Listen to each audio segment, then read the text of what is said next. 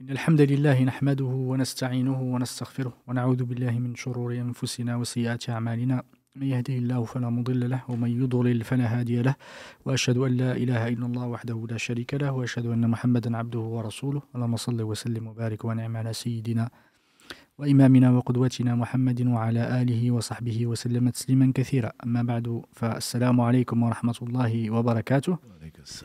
Bienvenue dans ce nouveau live, Ilahi alhamd, qu'on va consacrer au prophète Isa, alayhi salatu wassalam, un peu les grands prophètes et grands messagers d'Allah subhanahu wa ta'ala. On a parlé la semaine dernière de sa mère, Maryam alayhi salam, une des meilleures femmes que la terre a connues. Ilahi alhamd, Allah subhanahu wa ta'ala lui a donné, il l'a honoré, il lui a donné de ses nombreux bienfaits. Et l'un des bienfaits les plus importants, effectivement, qu'Allah subhanahu wa ta'ala lui a offert, c'est cet enfant béni par Allah subhanahu wa ta'ala. Et je pense qu'on s'est arrêté la semaine dernière au moment de la naissance, je pense. Alhamdulillah, c'est un moment qui était un moment important de l'histoire de l'islam. C'est pas, effectivement, il n'y a qu'une religion. Allah subhanahu wa ta'ala, c'est celle de l'islam. Je suis en compagnie de Cheikh Mahmoud, qu'Allah Mamadou Dafi, qu'Allah le récompense par le meilleur et bénisse 100 ans. Et je suis également en compagnie des frères Mohamed et des frères Karim, qui sont dans les coulisses, qu'Allah les bénisse également.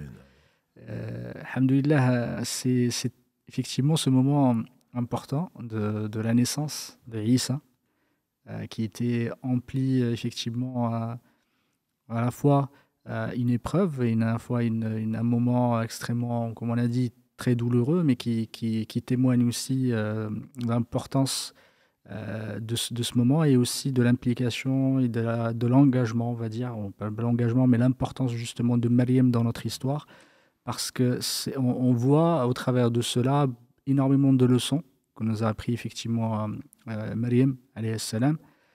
Et si on prend effectivement ce moment précis, si on peut faire un petit rappel, même si on en a parlé la semaine dernière, si tu peux, Cheikh Barakallahu Fik, introduire et comment, alhamdoulilah, il nous parlait de ce moment.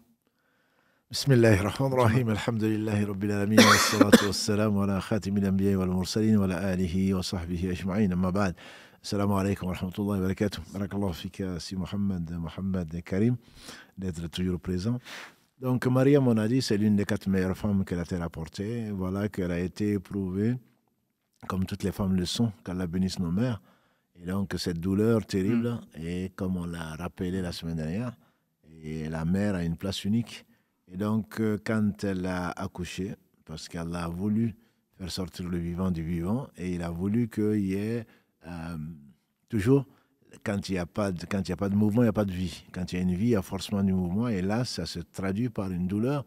Mais j'imagine, comme toutes les mères, elle devait être heureuse donc, d'avoir mis au monde un enfant dont qu'elle connaissait a priori sa destinée, puisque Allah subhanahu wa ta'ala donc, l'a encadré et lui a annoncé la bonne nouvelle.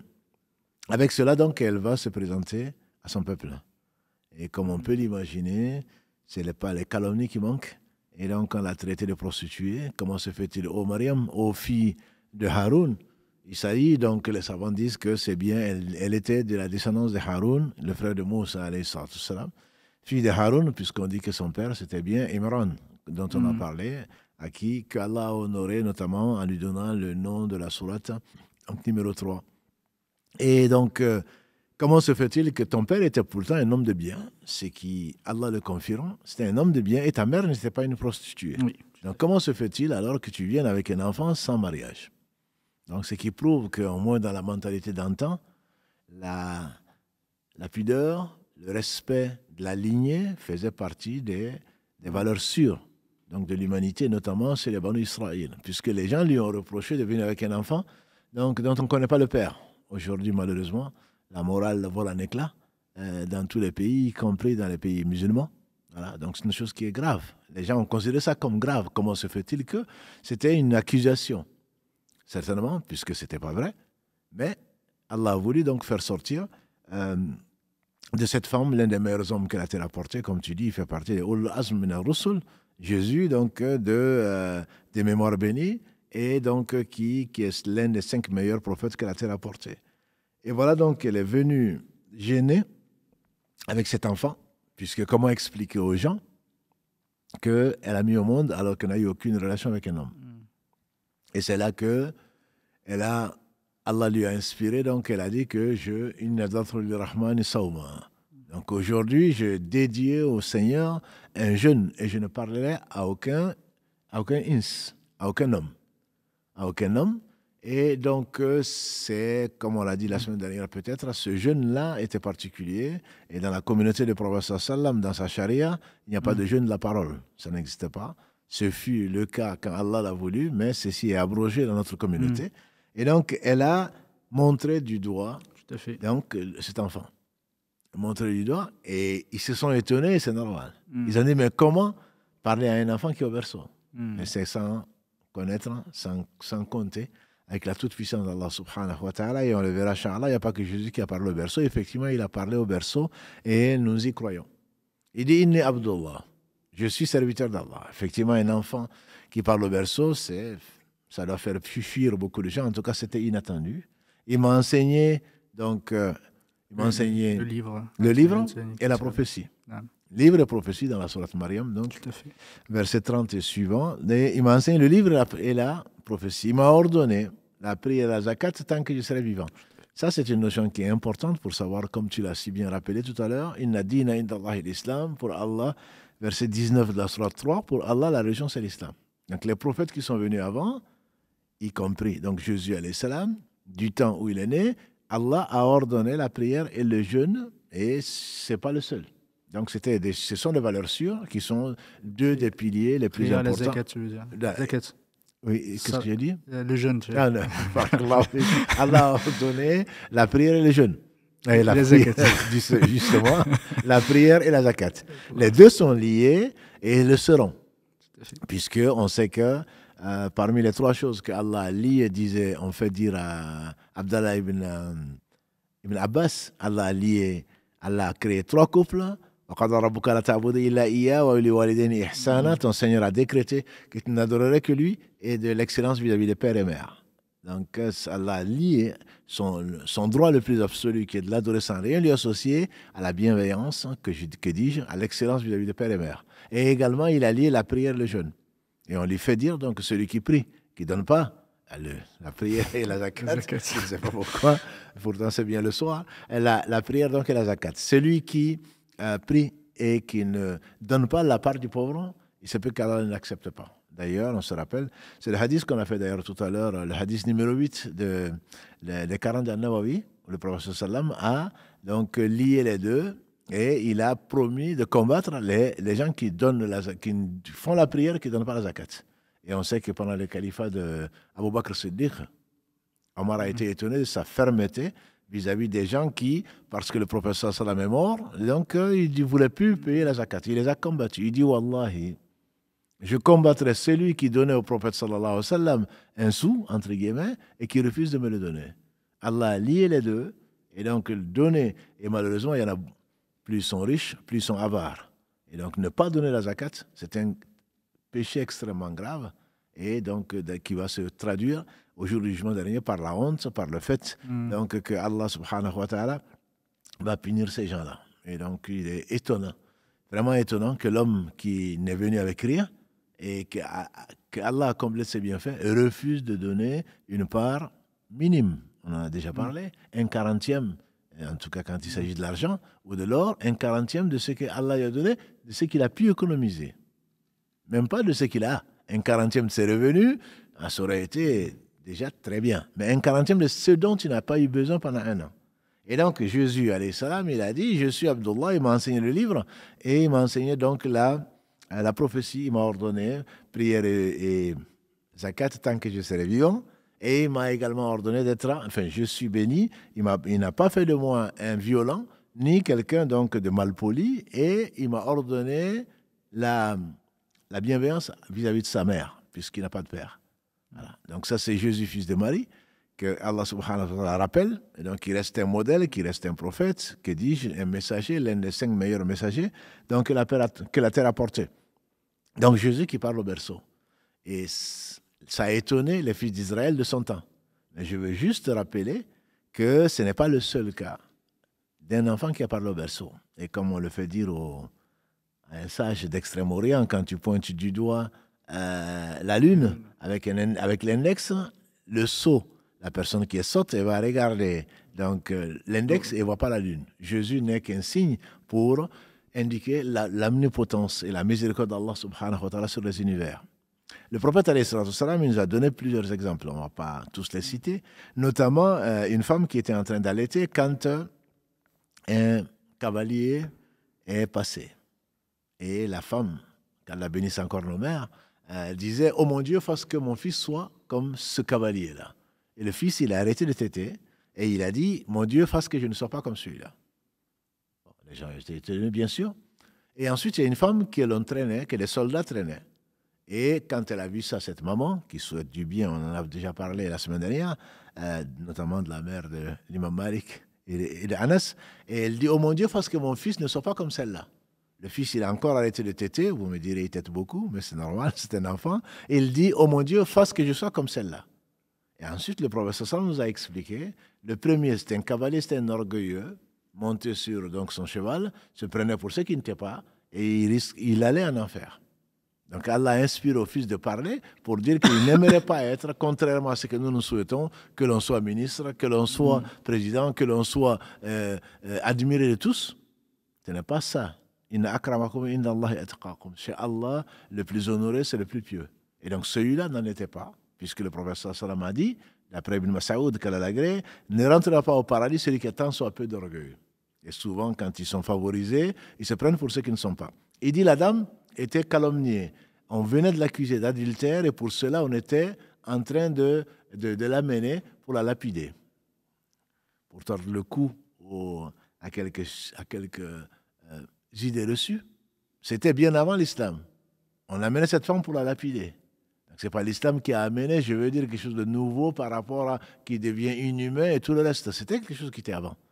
Et donc, on amenait cette femme pour la lapider, et donc, mais en lapidant. Et ce n'était pas pour sa faute. Elle n'avait pas péché pour cela, et elle allait partir ensuite au paradis. Le fils demandait à Allah, donc, d'être à la place de cette femme-là pour aller au paradis. Ça, c'est un des exemples. Et un autre, donc, qui est également authentique, qui est le Jureh, que l'on connaît, un ascète, donc, qui vivait avant nous. Et il priait, il a été tenté, sa mère est venue l'appeler, Jureh, il était en train de prier, et sa mère l'a appelé. Il s'est dit, oh mon Dieu, ma mère m'appelle, je suis en prière, qu'est-ce que je fais? Il a fait l'ijtihad, il a décidé de continuer à prier, plutôt que d'appeler, de répondre à l'appel de sa mère. Et sa mère l'a appelé à nouveau, dans la version qui me revient en tête, et ensuite sa mère, malheureusement, elle dégaine, les mamans dégainent souvent très vite, et le professeur nous a mis en garde, notamment les mères, de ne pas maudire leurs enfants. Il était en train de prier. Il n'a pas répondu. Sa mère dit qu'Allah te fasse voir la face des prostituées. Et Allah a accepté cette invocation pour, bien sûr, il est le sage par excellence. Ce n'est pas par injustice. Il a accepté cette invocation et voilà qu'une femme, on dit du village, est venue s'offrir à Jureh qui a refusé en tant que pieux, en tant que personne qui craignait Allah. Mais la femme a été ensuite faire forniquer avec un autre, elle est tombée enceinte.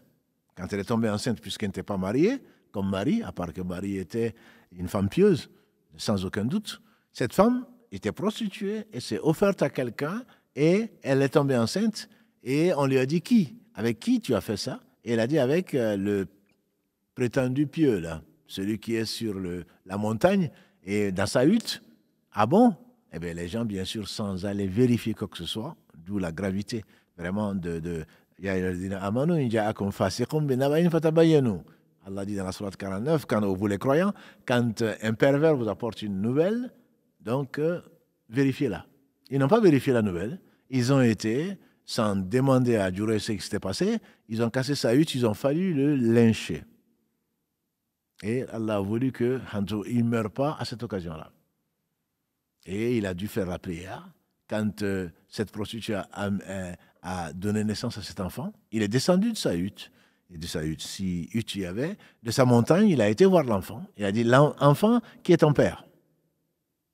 Ça va étonner les gens. L'enfant a dit, mon père, c'est un tel. Donc l'enfant, Allah a innocenté Jureh, comme il a innocenté Marie, et donc il a désigné le nom de son père. Mais c'est facile à Allah. D'ailleurs, je me dis, nos sœurs, nos tantes, nos mères, quand l'enfant va commencer à parler, c'est quand même étonnant. Voilà, il ne savait que tété, etc. Et puis voilà que l'enfant va commencer à parler. C'est étonnant, mais à part que là, Allah a voulu donc en faire une karama, comme on en a parlé, une karama pour Marie, comme une karama pour Djoureh, le miracle étant pour le prophète. Donc l'enfant a dit, mon père c'est un tel. Donc les gens ont regretté leur geste et ils ont voulu reconstruire une hutte en or pour cet homme de Dieu qui a dit non, moi, reconstituez-moi juste ma hutte comme elle était. Ça, c'est un deuxième cas. Il y a un troisième cas, et je m'arrêterai là, Inch'Allah, juste pour dire un troisième cas en dehors de Jésus, juste pour dire que c'est facile à Allah. Et donc, il y a la coiffeuse de la fille de Pharaon. Et la coiffeuse de la fille de Pharaon, donc, était cette femme qui était croyante et qui coiffait donc la fille de l'empereur ou de celui qui se prenait pour Dieu. Et voilà que le peigne est tombé. Il a dit, oh mon Dieu, ou par mon Dieu. Et la fille de s'étonner, tu as un autre Dieu que mon père? Il dit, oui, bien sûr. Il y a un Dieu en dehors duquel il n'y a point d'être digne d'adoration. Elle a été le dire à son père, donc qui l'a menacé de la tuer. Si tu ne dis pas que je suis Dieu, alors certainement je vais te mettre à mort. La femme a résisté, elle avait 3 filles, si ma mémoire est bonne, dans ce récit, elle avait 3 filles, et donc on a commencé à l'impressionner, on a pris la première, on l'a mis dans le feu. On l'a mis plutôt dans une marmite bouillante, et elle est morte. La mère, imaginons une mère en train de voir ça, de vivre ça. Et on a mis la deuxième dans la marmite bouillante, et elle est morte. La troisième était la dernière, qu'elle avait dans son sein. Elle dit, oh mon Dieu, si ce n'était pas à cause de cette fille, je n'aurais jamais renié la foi. Et là, Allah a permis à la fille de dire, oh ma mère, c'est le bon chemin, donc ne renie pas la foi. Et toutes les deux ont été jetées donc dans la marmite bouillante, et les deux sont mortes comme ça.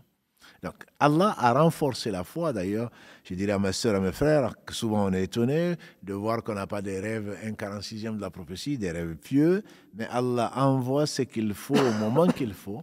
Et c'est ainsi que cette femme qui avait besoin d'être renforcée, elle était croyante bien sûr, elle a accepté de perdre, entre guillemets, ses 2 filles, bien que croyante, elle hésitait. Elle hésitait, et voilà qu'Allah l'a rassurée au travers donc, de cette fille qui a parlé, qui l'a rassurée. Donc, elle a préféré le martyre plutôt que de renoncer à sa foi. Ça, c'est 3 exemples, mais il y en a d'autres. Hein. Il y en a d'autres, c'est facile à Allah. Et comme le professeur nous l'a dit, même la vache a parlé, le chameau a parlé, que dire alors d'un bébé? Donc, Dieu, subhanahu wa ta'ala, a voulu effectivement accorder cette karama à Marie pour l'innocenté, parce que l'honneur, comme on l'a dit dans d'autres émissions, l'honneur dans l'islam est extrêmement important. Donc Dieu a rendu sacré, entre autres l'honneur, notamment des femmes chastes comme l'était Marie alayhi salam. Barakallahu fik. Effectivement, tu parles du moment où Isa alayhi salam, il a parlé dans le berceau. Effectivement, c'était on va dire un fait extraordinaire. Et que ça pourrait pousser justement certains à penser que c'est un être qui n'est pas qui est surhumain. Et ça me fait penser à un élément peut-être qu'on n'a pas traité, c'est quand effectivement Allah subhanahu wa ta'ala a décidé et Allah subhanahu wa ta'ala a créé Isa, quand Allah subhanahu wa ta'ala a envoyé son messager, c'est-à-dire que Jibril, il a insufflé effectivement. Son souffle. Souffle. Et justement, dans cet esprit-là, même Ibn al-Qayyim, dans son livre L'âme, il parle de ce sujet-là. Parce que certains, ils ont dit qu'effectivement, c'est le souffle, ça vient effectivement, c'est l'âme de Dieu. Certains. On peut effectivement interpréter ce sujet-là. Et Ibn al-Qayyim, rahmatullahi ta'ala alayhi, il dit qu'effectivement, quand on dit que c'est le souffle d'Allah, ou c'est pas forcément quelque chose qui c'est pas forcément l'âme d'Allah subhanahu wa ta'ala ou son souffle, c'est plutôt lui il voyait 2 catégories quand on ajoute quelque chose à Allah subhanahu wa ta'ala. Si tu pouvais juste nous en parler, parce qu'il parlait de 2 catégories, c'est l'une C'est par exemple quand on parle de la vie d'Allah subhanahu wa ta'ala, de ses attributs, ça veut dire que c'est lié à Allah subhanahu wa ta'ala, c'est pas quelque chose qui est séparé. Et le deuxième, c'est quelque chose qui est séparé, qui est rien à voir. Quand on dit la chamelle d'Allah, quand on dit effectivement Ruh Allah, tu peux nous parler, barakallahu fik, de ce sujet-là. C'est un sujet qui est important parce que c'est pour cela, entre autres, que certains l'ont adoré. Oui, on dirait que c'est une partie de Dieu. Exactement. Dans l'islam, la chose est claire. Allah parle de Naqat Allah, donc, entre autres, dans la sourate 91, donc avec Saleh. La chamelle d'Allah, bien entendu, ce n'est pas une chamelle que monte Allah ou une chamelle qui a une partie quelconque de divinité. Allah parle de ses bouyouz. Allah parle de ses mosquées, dans celle-là. Donc, il parle des maisons d'Allah. Donc, que l'on sait différent d'Allah, son essence, rien ne lui ressemble, et il n'a pas d'enfant, il n'a pas de compagne, et il n'a pas de chamelle, il n'a pas de maison. Voilà, Allah au-dessus, subhanahu wa ta'ala, tant dans son être que dans ses noms et attributs qui sont tous parfaits, que de ses actes. Donc, les savants, ils ont conclu, déduit de la parole d'Allah subhanahu wa ta'ala que quand Allah parle de ça, il donne de l'honneur. Exactement. Voilà. Il honorifie ses créatures, puisque c'est lui qui a tout créé, quand Allah parle de Ibadullah. Tout à fait. Wa Ibadur Rahman, les serviteurs, c'est dans la sourate 25, Al-Furqan. Wa Ibadur Rahman, les serviteurs du miséricordieux. Ibadur Rahman, ou quand il dit Abdullah, c'est le serviteur d'Allah, c'est pour honorer donc certaines créatures, dont les prophètes, alayhi salam, dont les gens qu'il a choisis, qui, bien entendu, n'ont pas une part de divinité. Exactement. Allah subhanahu wa ta'ala n'est pas multiple, il n'est pas composé, il n'est pas composite, entre guillemets, pour que son souffle soit insufflé. C'est le souffle de vie, qui donc, Allah nous parle de son souffle de vie, qui est donc quelque chose d'honoré, puisqu'il insuffle donc la vie au mort. Il fait sortir le mort du vivant, le vivant du mort, et quelque part, nous sommes tous, quand il a créé Adam alayhi salam, il a insufflé la vie. Exactement. Donc, Adam n'est pas ni fils de Dieu, ni autre chose, ni partie de Dieu. Et d'ailleurs, Allah il dit d'ailleurs dans la sourate 3, verset 49, verset 59 plutôt, si sa mémoire est bonne, Inna mathal Isa inda Allah ka mathal Adam. Khalaqahu min tin, thumma qala lahu kun fayakun. L'exemple de Isa, Jésus alayhi salatu salam, est comme l'exemple d'Adam. Il a créé à partir de terre, et ensuite il a dit soit, et il fut. Et donc le fait que Allah ait insufflé la vie à Adam, et Allah insuffle la vie à tout ce qui existe, puisqu'il est le seul créateur, celui qui donne la vie. Donc Isa alayhi salam ait reçu ce souffle divin, ne fait pas de lui une partie de Dieu ou autre chose, sinon que Allah l'a choisi, qu'il a purifié, et on a vu la semaine dernière que Shaitan ne l'a pas touché ni lui, donc ni sa mère, et Allah a fait de lui un messager, l'un des meilleurs hommes que la terre a porté. Effectivement, à partir de là, certains de son peuple l'ont considéré. Certains l'ont considéré comme étant le Fils de Dieu, certains l'ont considéré comme étant Dieu lui-même, que certains ont aussi la partie de la Trinité, c'est qui fait partie, effectivement, dans la Trinité, fait partie des trois. Mais en réalité, comme tu dis, barakallahu fik, il n'est qu'un messager d'Allah subhanahu wa ta'ala, un serviteur, une créature d'Allah subhanahu wa ta'ala. Et à partir de là, justement, en parlant de lui, il est arrivé, il a ramené un message. Et ça, c'est très très important parce qu'il est arrivé à un moment où son peuple s'est égaré, justement. Et Allah subhanahu wa ta'ala, quand il envoie un messager, c'est pour transmettre la bonne parole. Et il est arrivé pour corriger. Avec, comme tu as dit tout à l'heure, qu'Allah te récompense par le meilleur, il a ramené effectivement un livre. Allah subhanahu wa ta'ala lui a donné un livre, il lui a donné la prophétie. Et si tu pouvais, barakallahu fik, juste nous dire à ce moment-là quel est le rôle de Isa alayhi salam et quel est son contexte où il est arrivé, alhamdoulilah, et le début de la prophétie. Isa alayhi salam, comme tu l'as dit, tous les messagers apportent un message. Le prophète sallam a dit une chose que beaucoup de gens ignorent peut-être. Allah subhanahu a choisi les Banu Israël. Et chaque fois qu'un prophète mourait, Allah désignait un autre. Jusqu'à Isa qui est le dernier prophète et dernier messager des fils d'Israël. Allah a donné la Torah à Moussa alayhi salam. On connaît surtout dans le Coran, le prophète le plus cité et le messager le plus cité. On dit même le troisième homme le plus aimé d'Allah après Muhammad sallam et son père Abraham, c'est Moussa.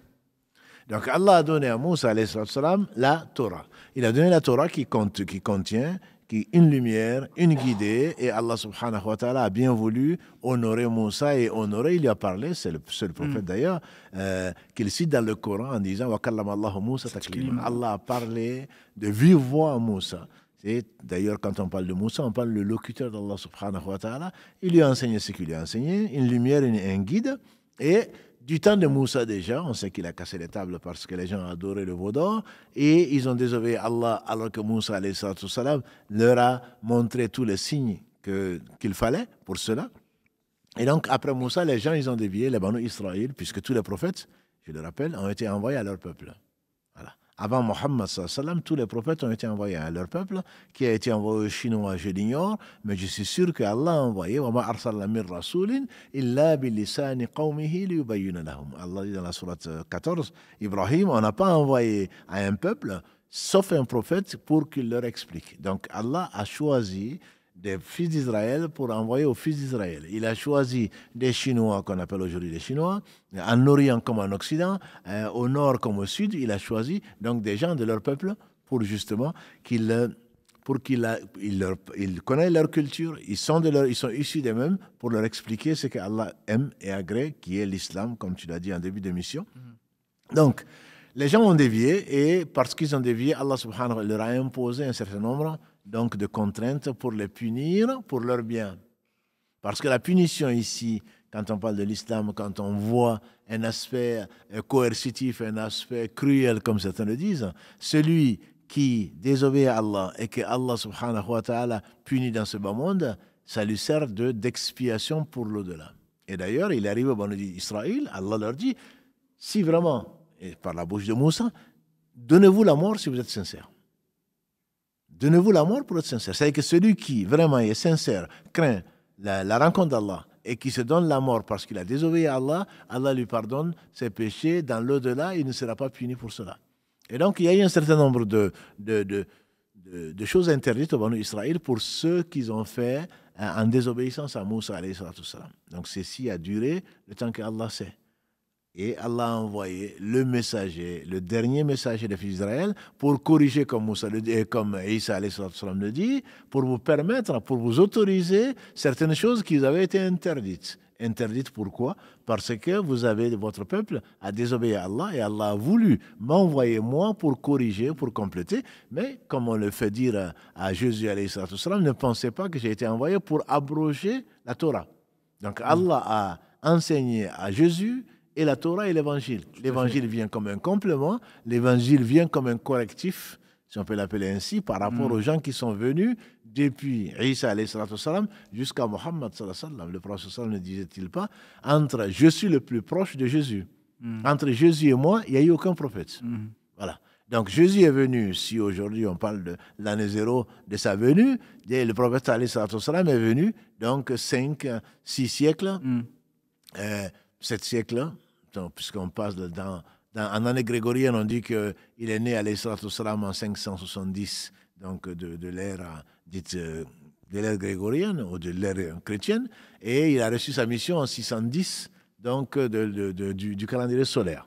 7 siècles après, mais entre Jésus et Mohammed, il n'y a pas eu de prophète. Donc Jésus est venu pour corriger, entre guillemets, ou pour faciliter.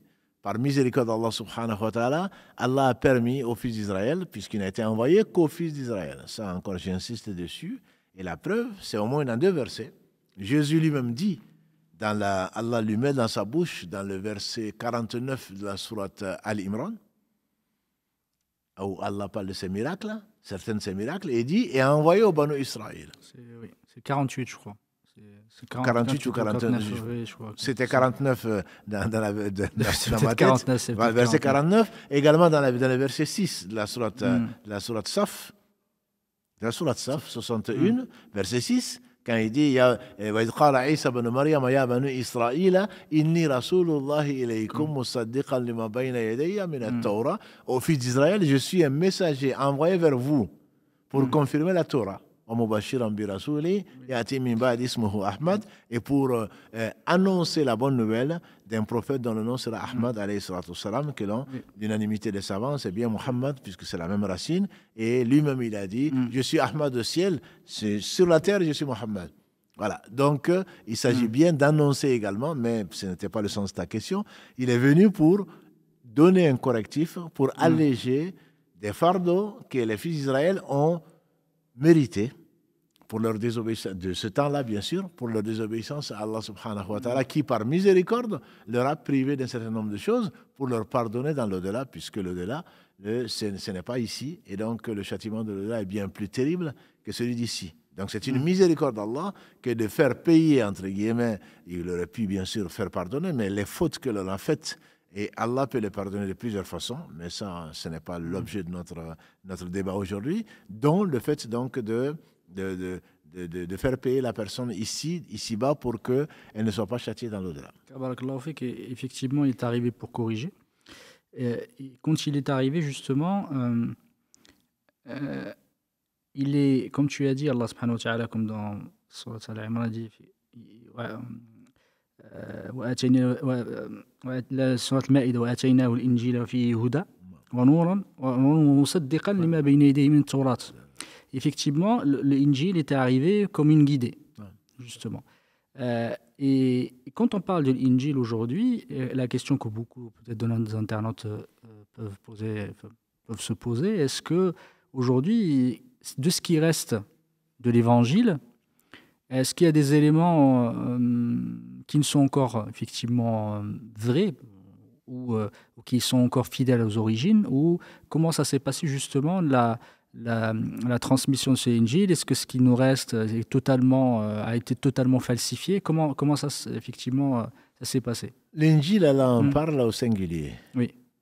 Comme la Torah, il en parle au singulier. Il y a l'Injil. Il n'a pas dit les évangiles. Il a parlé de l'Injil, l'évangile. L'évangile donné à Jésus. On sait qu'au concile de Nicée en 325, donc le roi Constantin a décidé de la Trinité et a fait choisir par les prêtres. Il a fait choisir 4 évangiles qui sont dans l'ordre chronologique. L'évangile selon Marc, selon Luc, selon Matthieu et selon Jean. Donc les 3 premiers se ressemblent entre guillemets, mais ni Marc, ni Luc, ni Matthieu, et encore moins Jean, qui est le 3e, n'ont été des apôtres, n'ont connu Jésus alayhi salam. Marc, son évangile, l'évangile qu'il a écrit, on dit que ça date de 60 années après l'ascension de Jésus alayhi salam. Il a dit d'ailleurs, comme d'autres ont parlé, moi aussi je vais vous parler de ce que j'ai entendu à propos du Seigneur. Donc l'évangile, Allah a voulu le confier, la garde de l'évangile, aux gens qui étaient aux apôtres et ensuite aux gens qui ont suivi. Et c'est après, dans sa sagesse, il a voulu que l'évangile donc ne reste pas tel que, puisqu'il y en a au moins 4. C'est les spécialistes de l'histoire chrétienne disent qu'il y en a eu 600. Ils ont choisi 4 parmi les 600. Toujours est-il que les 4 qui forment aujourd'hui le Nouveau Testament, aucun ne correspond bien entendu à l'évangile, donc selon l'évangile qui a été donné plutôt à Jésus, et Allah, de par sa miséricorde, a donc voulu envoyer le Coran justement et n'a pas gardé. C'est le verset, je pense, 44 de la sourate Maïda, la sourate 5. Allah a donné et l'évangile et la Torah, il a donné la conservation, il a confié aux prêtres et aux rabbins. Et Allah, donc, quand il a révélé le Coran, a décidé de le conserver lui-même. C'est pour cela que, par les 2 voies qu'on a déjà vues dans les sciences du Coran, en introduction, que Allah a voulu conserver le Coran tant donc entre 2 livres, entre 2 feuillets, entre 2 couvertures plutôt, et en même temps dans la mémoire des gens. C'est Allah lui-même qui a décrété cela et a promis la conservation, verset 9 de la sourate 15, donc pour le Coran. Alors que les autres, il les a confiés aux hommes, leur préservation, et certaines parties, certainement, ont disparu, d'autres ont été, je ne connais aucun historien chrétien qui dirait que c'est l'évangile qui a été donné à Jésus. On dit que ce sont des gens inspirés qui ont retranscrit ce qu'ils ont gardé en mémoire, que ce soit dans la Torah, que ce soit dans l'évangile. Voilà. Donc Allah a voulu, dans sa miséricorde, faire beaucoup de miséricorde aux fils d'Israël. Il leur a envoyé des livres, des prophètes et des messagers, et ensuite il a décrété qu'il va envoyer un messager qui ne savait ni lire ni écrire, Muhammad alayhi salatu wassalam, et c'est lui-même qui va conserver le livre. Le livre. Barakallahu fik. Ouais. Effectivement, Allah subhanahu wa ta'ala dit dans Surat Al-Imran, c'est le verset 48, وَيُعَلِّمُهُ الْكِتَابَ وَالْحِكْمَةَ وَالتَّوْرَاةَ وَالْإِنْجِيلَ وَرَسُولًا لِبَنِي إِسْرَائِيل. Et effectivement, il y a le kitab, le livre, la sagesse, c'est-à-dire Allah subhanahu wa ta'ala, il lui a appris le kitab, le livre, la sagesse, la Torah et l'évangile. Non. Justement, Isa alayhi salam est venu effectivement corriger, comme on a dit, il est venu leur montrer le bon chemin, il est aussi débattu avec eux pour leur montrer la vérité. Et à ce moment-là, il a senti justement beaucoup de résistance, et énormément de résistance, et c'est là où il a demandé justement à ses apôtres, comme tu as parlé tout à l'heure, Man ansari ila Allah, quels sont mes alliés dans la voie d'Allah subhanahu wa ta'ala. Si tu peux juste nous parler de ce moment-là qui était... Les débats, comme tu l'as dit il y a quelques émissions, les débats et par rapport aux miracles, Allah lui a donné beaucoup de miracles. Tout à fait. Notamment dans ce verset 49 de la sourate 3, Jésus est venu, puisqu'il doutait de sa prophétie. Non seulement il a parlé au berceau, mais cela ne faisait pas de lui. Cela ne faisait pas de lui un prophète, mais Dieu lui a donné des miracles. Entre autres, il faisait, à partir de la glaise, il faisait de la terre sous forme d'oiseaux, et il insufflait donc de l'esprit ou de la vie par la permission d'Allah. Allah rajoute toujours bi'idhnillah, par la permission d'Allah.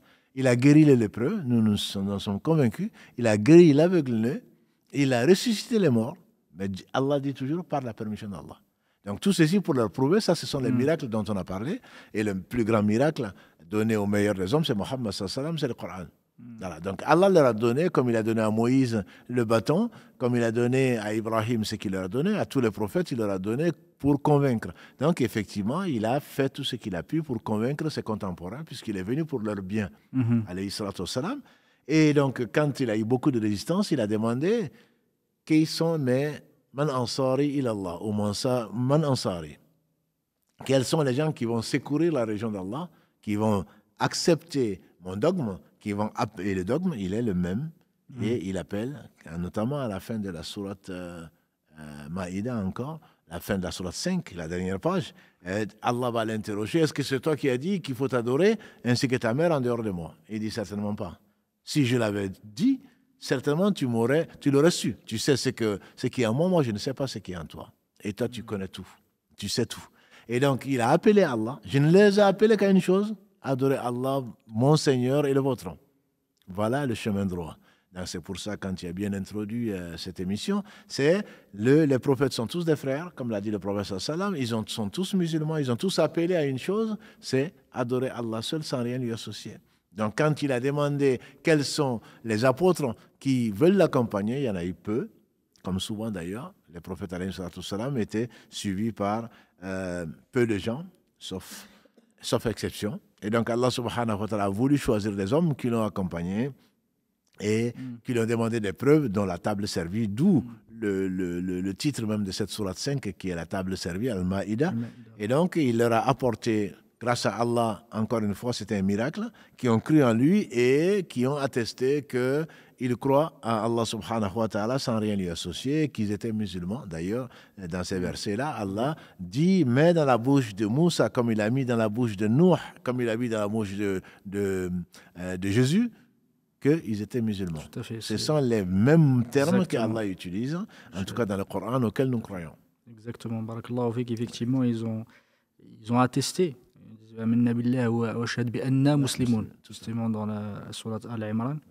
Et Allah subhanahu wa ta'ala, comme tu as dit, Allah subhanahu wa ta'ala l'a soutenu avec un certain nombre de miracles. Tu en as parlé tout à l'heure. Il a guéri l'akmah, c'est effectivement l'aveugle. Il a guéri l'abras aussi, celui qui a le vitiligo.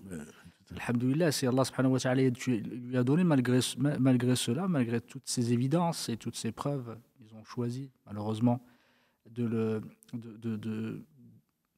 prendre le mauvais chemin au lieu de suivre le chemin droit, celui d'Allah subhanahu wa ta'ala qui les amène vers le bien.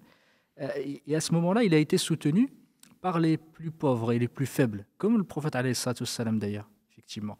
Est-ce que tu pourrais nous parler justement à ce moment-là, comment ça s'est passé? Je pense que c'est un peu les prémices du moment fatidique, celui où certains prétendent qu'il était mort, Oui. effectivement crucifié. Est-ce que tu pouvais nous parler, barakallahu fik? Le prophète, alayhi salatu wassalam, d'ailleurs, c'est Héraclius qui nous a. Dieu a voulu que Abu Sufyan donc, se présente alors qu'il ne prétendait en tout cas ne pas croire à Mohammed sallallahu alayhi wa sallam, le père de Muawiyah, qu'Allah les agrée tous les deux.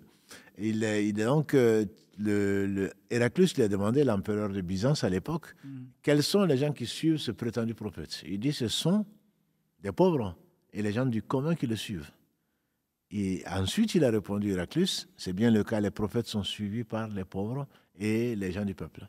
Simplement parce que Allah n'a pas. Ils étaient riches de cœur et ils n'avaient rien à perdre, entre guillemets. Ils ne couraient pas derrière ces choses, même s'ils couraient derrière la richesse, de toute façon, ils ne l'auraient pas. Voilà, donc Allah, en privant les hommes de la richesse matérielle, leur a donné une richesse du cœur. Donc Jésus, alayhi salam, comme tous les prophètes, que ce soit nous, que ce soit tous les prophètes, ce sont les pauvres, simples d'esprit plutôt, qui les ont secourus, qui ont cru en leur message. Et c'est d'ailleurs une des sagesses pour lesquelles le prophète sallallahu alayhi wa sallam a dit, j'ai visité le paradis, la plupart des habitants sont des pauvres. La plupart des habitants du paradis sont des pauvres. C'est un peu étonnant, entre guillemets. Et les riches, bien entendu, ne sont pas très nombreux pour y rentrer. Et pour y rentrer, ils attendent bien après les pauvres. Bien après que les pauvres soient rentrés au paradis. Donc, c'est effectivement les gens qui l'ont suivi, qui ont cru en lui, qui ont cru donc en Allah, qui ont cru en ses livres, qui ont cru en ses prophètes, aux anges et à la vie après la mort, parce que c'est la même religion. C'est pour cela que quand on parle, quand on discute, de savoir, moi je suis des gens du livre, au moins le livre dit, que ce soit la Torah qui reste, que ce soit l'évangile, dit qu'il faut croire à Allah, parle des anges, parle du jour du jugement dernier, etc. Donc c'est les mêmes éléments, entre guillemets, des articles de foi que l'on trouve dans l'islam. Bon, il faut croire à tous les prophètes. Ceux qui ne croient pas à Mohammed sallallahu alayhi wa sallam ont fait ce choix-là, donc ne sont pas musulmans. Mais il faut croire à Allah, en ses anges, en ses livres, en ses prophètes, au jour du jugement dernier et au destin. Donc ces pauvres l'ont accompagné, et ça leur a valu ce que leur a valu, comme on peut l'attendre, donc de persécution et de dédain, de moquerie, et tout ce que Allah a voulu que ce soit une tradition donc, pour les croyants. C'est une sunna. Allah subhanahu wa ta'ala, effectivement, que ces messagers, ces prophètes soient toujours effectivement raillés, malheureusement, et méprisés par les plus riches ou les plus puissants, justement, malheureusement, parce qu'alhamdoulilah, Allah subhanahu wa ta'ala a décidé que la naissance, justement, du message est toujours ardu, toujours difficile au départ, parce qu'elle ouvre la voie, c'est comme une naissance, ouvre la voie à une guidée beaucoup plus importante. Et la lumière, c'est effectivement le jaillissement de la lumière, c'est toujours difficile à ce moment-là. Et ça, alhamdoulilah, c'est toujours les personnes les plus faibles qui le suivent, qui suivent les prophètes, et c'est un signe justement de la véracité de la prophétie. Et à ce moment-là, il a été, voyant cet engouement, vers effectivement Isa, ils ont commencé à fomenter des maquaïds, ce qu'on peut dire peut-être des complots, des ruses, etc., pour lui faire du mal, stratagèmes auprès justement d'Héraclius et auprès de ce qu'on pourra appeler, je ne sais plus si c'est pas César, mais plutôt Héraclius, le roi à ce moment-là des Romains, contre Isa. Et est-ce que tu peux, Jazakallah khairan, nous parler de ce moment-là et ce qu'Allah subhanahu wa ta'ala décrit de façon tellement évidente et tellement belle, le moment où on a cru justement qu'on a assassiné Isa alayhi salam. Effectivement, c'était ce qu'on peut aujourd'hui. Ce ne sont pas des rebelles, ce sont des gens qui s'opposaient au privilège, à l'injustice dans la société, et donc ne sont pas aimés par les riches, ne sont pas aimés par les gens qui gouvernent, et donc ils passent pour être des rebelles ou pour être des révolutionnaires, qu'on dirait aujourd'hui. Ce sont des gens qui allaient contre l'ordre injuste. Et donc il y en a toujours eu, et qui ont suivi les prophètes alayhi salam. Et donc là, ils ont vu l'engouement des gens pour suivre la vérité, et ils ont comploté donc, et ils voulaient le tuer. Ils voulaient le tuer, et il s'est retiré donc avec les Hawariyoun, avec donc les apôtres.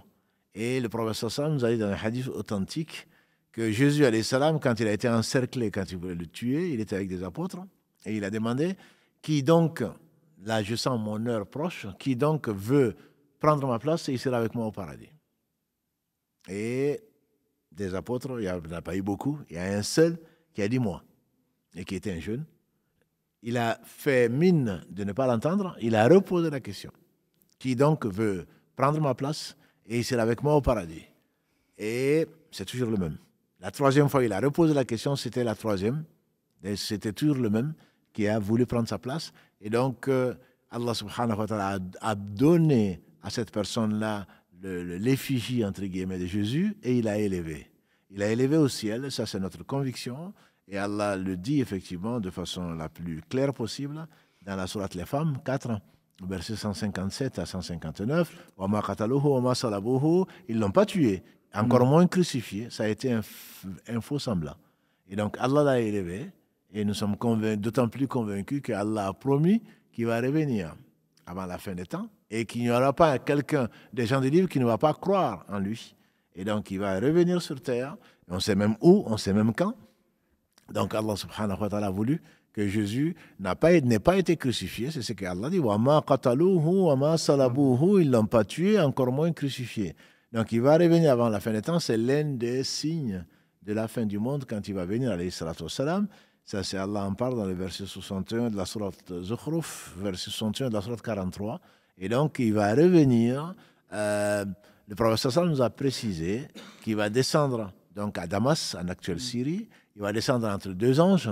Donc, chaque fois qu'il va baisser la tête, il y a de l'eau qui va couler. Et son souffle, atteint toute, je dirais, l'horizon. Et tout ce que son souffle atteint, donc, va périr. Et Isa, alayhi salam, il va descendre au petit matin à Damas.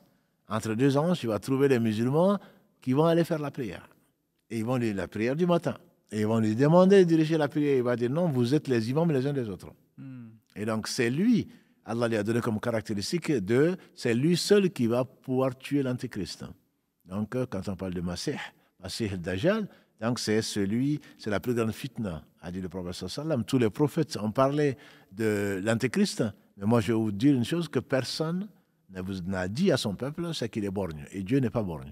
Donc l'antéchrist, c'est la plus grande fitna, c'est la raison pour laquelle le prophète sallam nous a enseigné de demander protection et de ne pas finir la prière avant de demander protection à Allah contre 4 choses, dont donc le châtiment de l'enfer, le châtiment de la tombe, le châtiment de l'enfer, le châtiment de la tombe, les tentations de la vie de ce bas monde et de l'au-delà, et les maux des tentations de l'antéchrist. L'antéchrist, c'est quelque chose de terrible. Donc il va rester 40 jours, entre guillemets, sur cette terre, il va parcourir la terre, Dieu va lui permettre de réaliser des choses auxquelles il va se prendre pour Dieu, et il va demander à des gens de rentrer dans ce qui lui ressemble à du feu, alors que c'est plutôt le paradis, et l'inverse, quand il va demander aux gens de rentrer dans autre chose, ce sera plutôt du feu. Et donc c'est Jésus, dès qu'il verra Jésus, il va fuir, et c'est Jésus qui va le tuer, il va fondre comme sel au soleil. Ça, c'est ce que nous a promis le prophète sallam. C'est Jésus seul, alayhi salam, qui aura cette autorité-là que Dieu va lui donner, subhanahu wa ta'ala. Et ça va coïncider également à la sortie donc de Gog et Magog, qu'Allah cite dans 2 versets en particulier dans le Coran, qui font partie des 10 grands signes de la fin du monde. Et quand Gog et Magog vont sortir, c'est une peuplade tellement nombreuse qui vont traverser et qui vont passer par le lac Timéride, où ils vont boire. Le dernier des fils de Gog et Magog va dire il y avait de l'eau ici. On imagine un lac et qui n'a plus d'eau. Tellement ils sont nombreux, donc ils vont boire à sec. Ils vont mettre à sec ce lac-là. Et en ce moment-là, Jésus, alayhi salatu wassalam, et les croyants de l'époque, tous musulmans bien sûr, vont se réfugier sur les montagnes. Et les Gog et Magog se croiront tellement puissants qu'ils vont dire qu'on a tué tous les habitants de la terre. Maintenant, ils vont envoyer des flèches, entre guillemets, dans le ciel, et Allah subhanahu wa ta'ala va faire descendre du ciel des morceaux de chair. Ils vont dire, on a tué également les gens du ciel. Et c'est à ce moment que Allah, sur l'invocation de Jésus, alayhi salatu wassalam, va envoyer des oiseaux au très long cou, et qui vont les amener loin parce qu'ils vont tous mourir et ça va être d'une puanteur insupportable. C'est après cela que Jésus va descendre alayhi salam. Il va rester sur la terre. Donc, a dit le prophète sallam, ce qui a été rapporté par l'imam musulman, il va rester 7 ans. 7 ans sur la terre. Et à ce moment, ce serait une période faste, une période florissante, une période telle que l'abondance donc, sera la règle. Et le prophète sallam a dit que à ce moment-là, une grenade va pouvoir suffire à toute une famille. Le lait d'une chamelle va suffire à toute une tribu.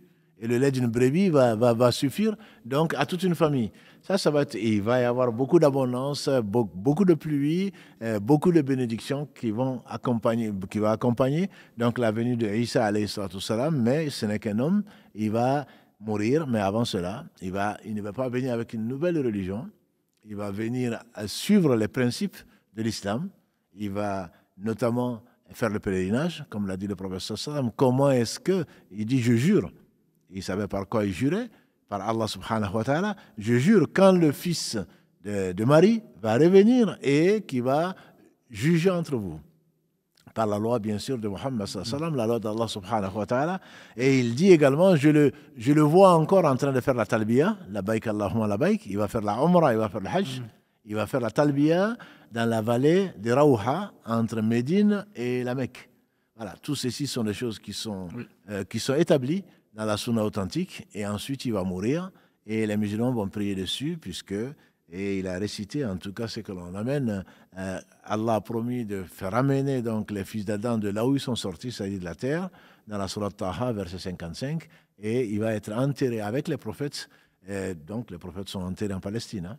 Voilà, il va être enterré avec les prophètes, alayhi salatu wassalam, et c'est donc l'un des 10 grands signes de la fin du monde. Et effectivement, ce moment où Isa alayhi salam va descendre à la fin des temps, où il va effectivement tuer le Messie ad-Dajjal, l'antéchrist, il va casser la croix, il va tuer le khinzir. Voilà. Et à ce moment-là, est-ce que, quand tu parlais de cette année, tu as parlé justement, tu as parlé effectivement qu'il va gouverner avec les lois d'Allah subhanahu wa ta'ala, avec l'islam, alhamdoulilah, avec des croyants. On parle également de la venue de Mahdi. Quelle est la différence entre les deux?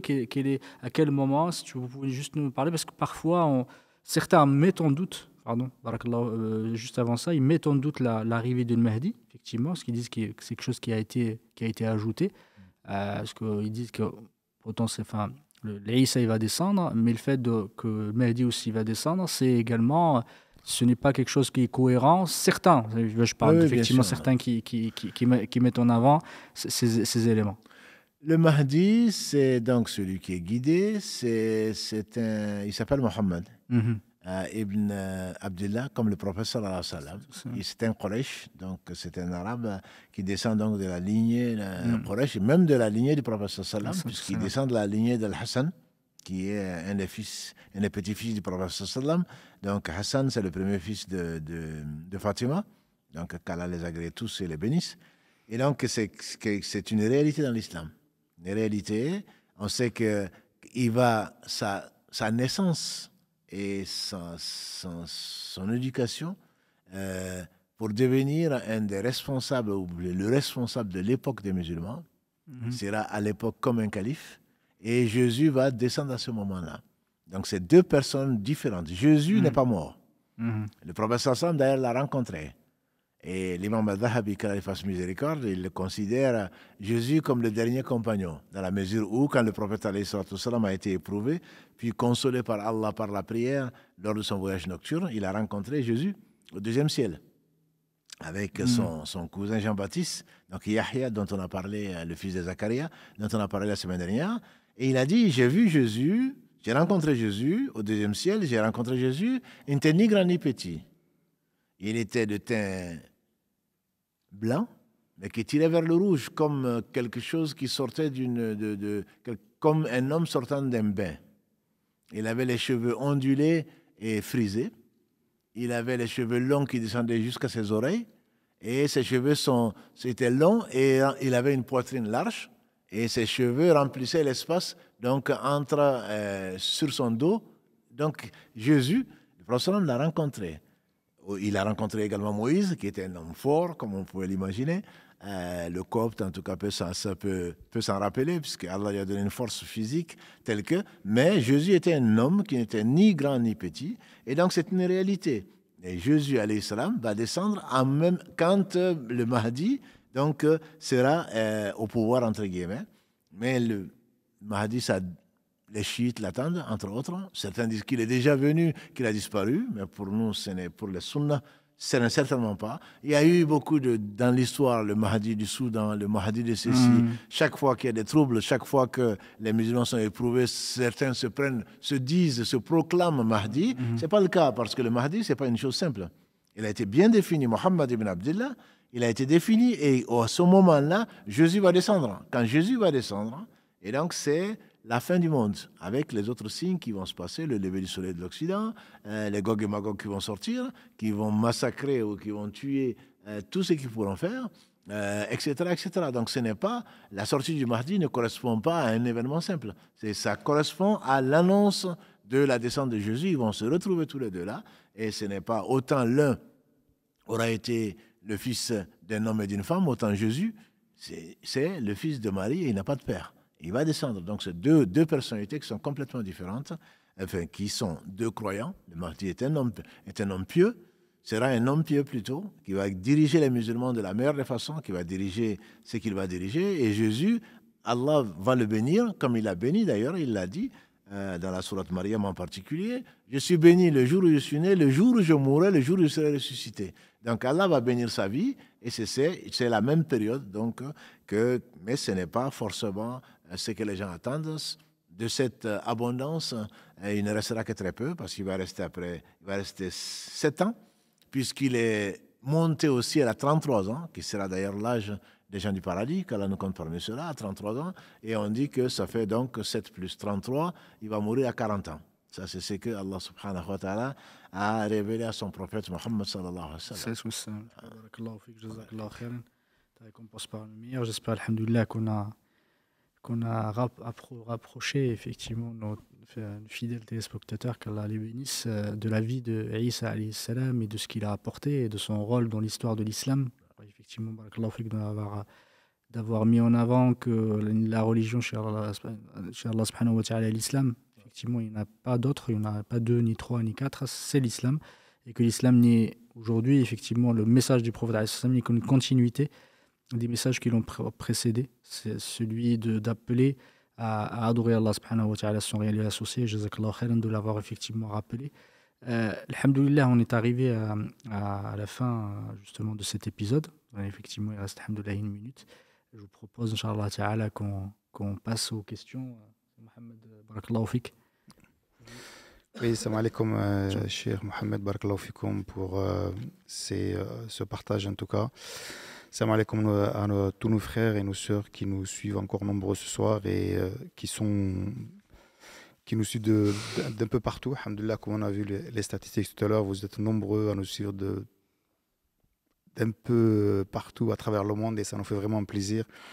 Et je salue notamment la sœur qui a laissé un message sur notre partenaire, parce que ça fait un moment qu'on n'a pas dit, mais notre partenaire d'Ariston, sur lequel on diffuse aussi le samedi soir, pour son investissement également, qui a dit: j'étais en voyage et vos lives nous ont vraiment manqué. Je suis content de vous retrouver ce soir, alhamdoulilah. Donc ces messages nous font extrêmement plaisir.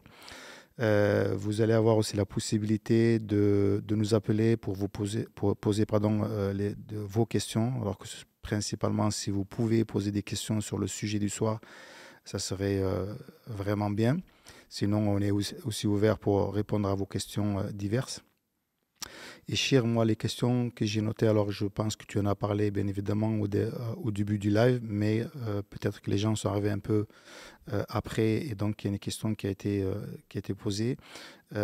Pourquoi Allah subhanahu wa ta'ala a-t-il parlé à Isa dans le berceau, et quels étaient les premiers mots prononcés par Isa dans le berceau? Pourquoi Allah a parlé à Isa? Alhamdulillah, Allah fait ce qu'il veut, on ne lui pose pas de questions.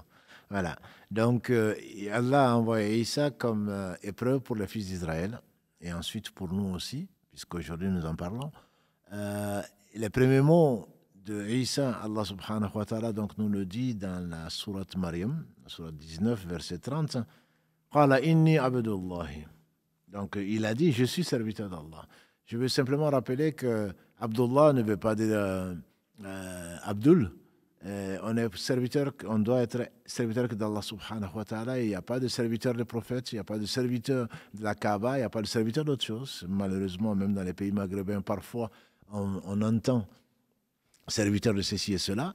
Non, on n'est que serviteur d'Allah. D'ailleurs, le prophète alayhi salatu wassalam, ne changeait pas un nom, ni Ali, ni Abu Bakr, ni Omar, ni qui que ce soit, si ce n'est que c'est à l'encontre de la définition du dogme même de l'islam. Quand Abu Huraira s'appelait Abdel Kaaba ou Abdel Uzza ou d'autres choses, le prophète sallam le changeait. Mais en dehors de cela, il gardait donc le prénom. Et comme quoi, dans l'islam, on n'est pas obligé de changer de prénom, contrairement à ce que beaucoup de gens pensent.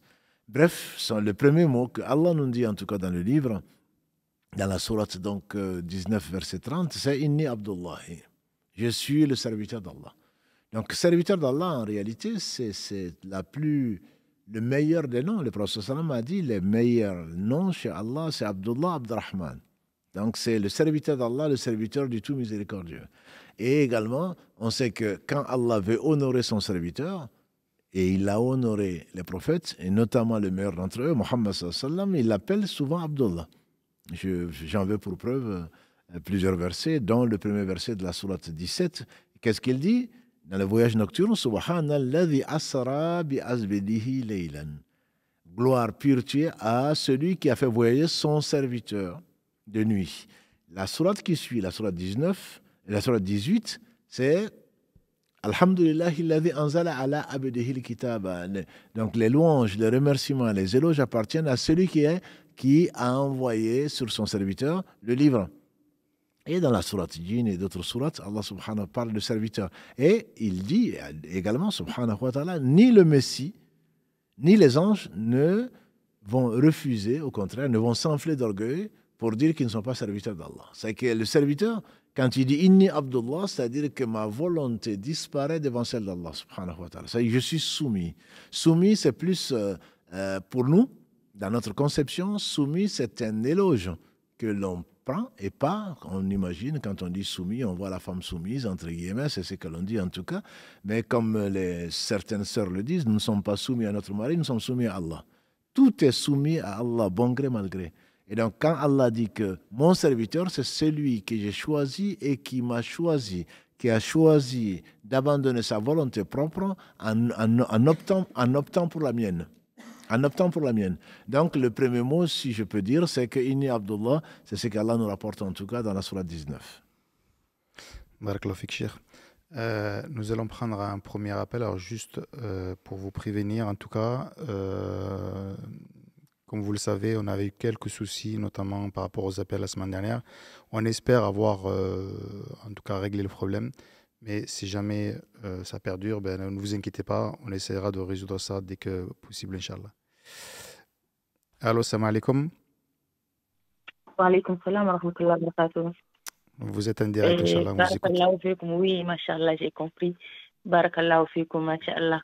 Et ma question, c'est concernant la partie où le cheikh a dit que il y a un des apôtres, c'est un des apôtres qui avait répondu à 3 reprises qu'il prenait la place de Isa alayhi salam wa salat wa salam.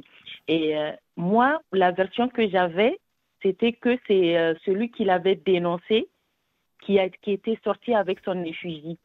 Et vraiment, c'est ça nous a tiqué, moi et les enfants.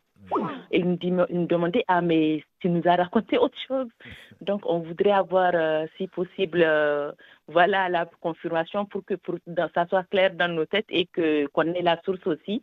Parce que c'est beaucoup de gens dans notre entourage qui pensent que c'est plutôt celui qui l'avait dénoncé qui était sorti avec son effigie. Là, c'est Allah ibarfik, ma sœur, jazakallah khair, qu'Allah subhanahu wa ta'ala nous fasse profiter de ce qu'il nous a enseigné. Le hadith en question, il est authentique. Je ne pourrais pas te dire de mémoire comme ça dans quel livre il a été rapporté, mais je ne doute pas de l'authenticité de ce hadith, que je peux trouver d'ailleurs, Inch'Allah, comme toi d'ailleurs. Le hadith ne parle pas de cela du tout, c'est un apôtre. Qui dit apôtre on ne peut pas imaginer. Allah loue, quand Allah parle d'apôtre, Hawariyoun, c'est ceux qui ont prêté, qui ont cru en Jésus et qui ont pris le risque, entre guillemets, d'être persécutés. Et donc ce n'est pas celui-là qui a été... on parle de Ponce Pilate, on parle d'autres, mais ça, ce sont des traditions qui sont non musulmanes. On ne va pas, ce qui l'entourait, et notamment le jeune, parce que c'est un jeune, le jeune qui a voulu prendre, qui a cru en Jésus, ce n'est pas lui qui l'a trahi. Certainement, parmi ces apôtres qui l'ont entouré, ce n'est pas ceux qui l'ont trahi ne faisaient pas partie des gens qui l'ont entouré, et surtout pas celui qui a pris sa place, son effigie, et qui est devenu, comme Jésus l'a promis, par son Seigneur subhanahu wa ta'ala, qui est au paradis, puisqu'il a pris l'effigie de Jésus et il a été tué à la place de Jésus. Jésus est toujours vivant. Et donc, il ne s'agit pas de celui qui l'a. Ça, ce sont des récits, entre guillemets, qui ne sont pas des récits authentiques. Ce n'est pas celui qui aurait dénoncé Jésus ou trahi Jésus. Dans l'islam, ce n'est pas dans l'islam authentique, en tout cas, dans les récits authentiques, ce n'est pas celui-là. Barakallahu fiik. Allah yafiq, jazakallah khairan. MashaAllah. Assalamu alaikum wa Alaykum rahmatullah. salam wa rahmatullahi wa barakatuh. Salam alaikum wa rahmatullah. Cher, j'ai une question qui vient d'arriver avant de prendre notre appel, Inch'Allah. La personne pose la question, est-ce qu'il existe des descriptions physiques de Isa alayhi salam? La description physique que j'ai lue dans le Bukhari et Muslim, c'est bien celle que je viens de donner, c'est-à-dire Isa alayhi salam est un homme, puisqu'il n'est pas mort, c'est un homme de taille moyenne, il n'est ni grand ni petit, a dit le prophète sallallahu alayhi wa sallam quand il est rencontré donc, au deuxième ciel. Et je dis que son teint, je ne l'ai pas vu, mais je crois à ce qui a été révélé au prophète sallallahu alayhi wa sallam et qu'il a vu, et ce qu'il a été rapporté de lui, alayhi salatu wa sallam, dans les deux authentiques de référence. Donc il n'était ni grand ni petit, il a un teint blanc qui tire vers le rouge. Vers le rouge, il a dit alayhi salatu wa sallam, son teint c'est comme quelqu'un qui vient de sortir d'un bain. Il a les cheveux longs, entre guillemets, qui sont effrisés et ondulés, et donc qui descendent dans l'espace de ses oreilles. Et donc derrière lui, les cheveux descendent donc au niveau des oreilles. Il a la poitrine qui est large. C'est la description la plus précise que j'ai de Isa alayhi salatu wassalam. Barakallahu fik, Cheikh. On prend notre appel, Inch'Allah. Par rapport au hadith dont tu parlais tout à l'heure, Oui. c'est un hadith qui a été rapporté par Ibn Abbas. Barakallahu fik. Et c'était Ibn Kathir, il relate, il dit effectivement c'est un hadith authentique du prophète alayhi salatu wassalam. Barakallahu fik. Jazakallah khairan. Yak. Un autre appel. Allô, salam alaikum. Oui, salam. Alaikum Salam salam. alaikum. Alaikum salam. Salam wa rahmatullah. Oui, vous m'entendez les frères? C'est Samira. Bonsoir, j'espère que vous allez bien. J'ai une question. Je voulais vous demander, vous m'entendez? Oui, on vous écoute. Oui, tout à fait. Ah d'accord, pardon. Voilà, je voulais savoir maintenant que je suis dans le dîn, alhamdoulilah, je voulais savoir si j'étais tenue d'effacer mes anciens tatouages que j'ai sur l'épaule et sur la cheville, voilà, d'enlever mes tatouages. Parce que j'ai débattu de ça avec une sœur qui me disait qu'il fallait que je les enlève. Et elle me disait que c'était pas bon si je rendais la main ainsi. Et c'est pour ça que je voulais savoir si je devais les faire enlever au laser. Les tatouages sont interdits, bien entendu, mais après ce qui a été fait, Oui. il faut savoir si ceci te causerait beaucoup de douleur, insupportable ou pas. C'est ça. Moi, je connais un frère, qu'Allah le récompense par le meilleur, il est rentré dans l'islam, il était musulman, il a voulu se mettre dans l'islam comme vous, et je l'ai vu, c'est avec des plaies sur le cou. On dit que c'est la partie qui se développe le plus de la peau. Et donc, il a arraché, entre guillemets, les médecins ont arraché la peau pour mettre sur ce tatouage. Ceci n'est pas une obligation. Ceci, non. C'est qu'il ne faut pas le faire. Pas une obligation. Non, il ne faut pas le faire. Et si, effectivement... Non, c'est une erreur de jeunesse. Des erreurs de jeunesse, alhamdulillah, qu'Allah vous pardonne, qu'Allah nous pardonne tous. Ce n'est pas, si ceci va amener plus de douleurs ou insupportable, tout est supportable, hein, mais c'est des douleurs énormes. Si ceci va amener ça, vous n'êtes pas obligé Vous n'êtes pas obligé de les enlever. Par contre, si on peut les effacer sans trop de douleur, sans trop de peine, bien entendu, mieux vaut, ne serait-ce que pour vous-même, pour ne pas vous rappeler de vos erreurs de jeunesse. Donc, il ne faut pas les exposer, autant que faire se peut, bien sûr. Il faut les cacher. Non, pour je ne suis pas, couverte. oui, mais pour ne pas donc on les donner, voit pas forcément. voilà, pour ne pas donner de mauvais exemples, etc.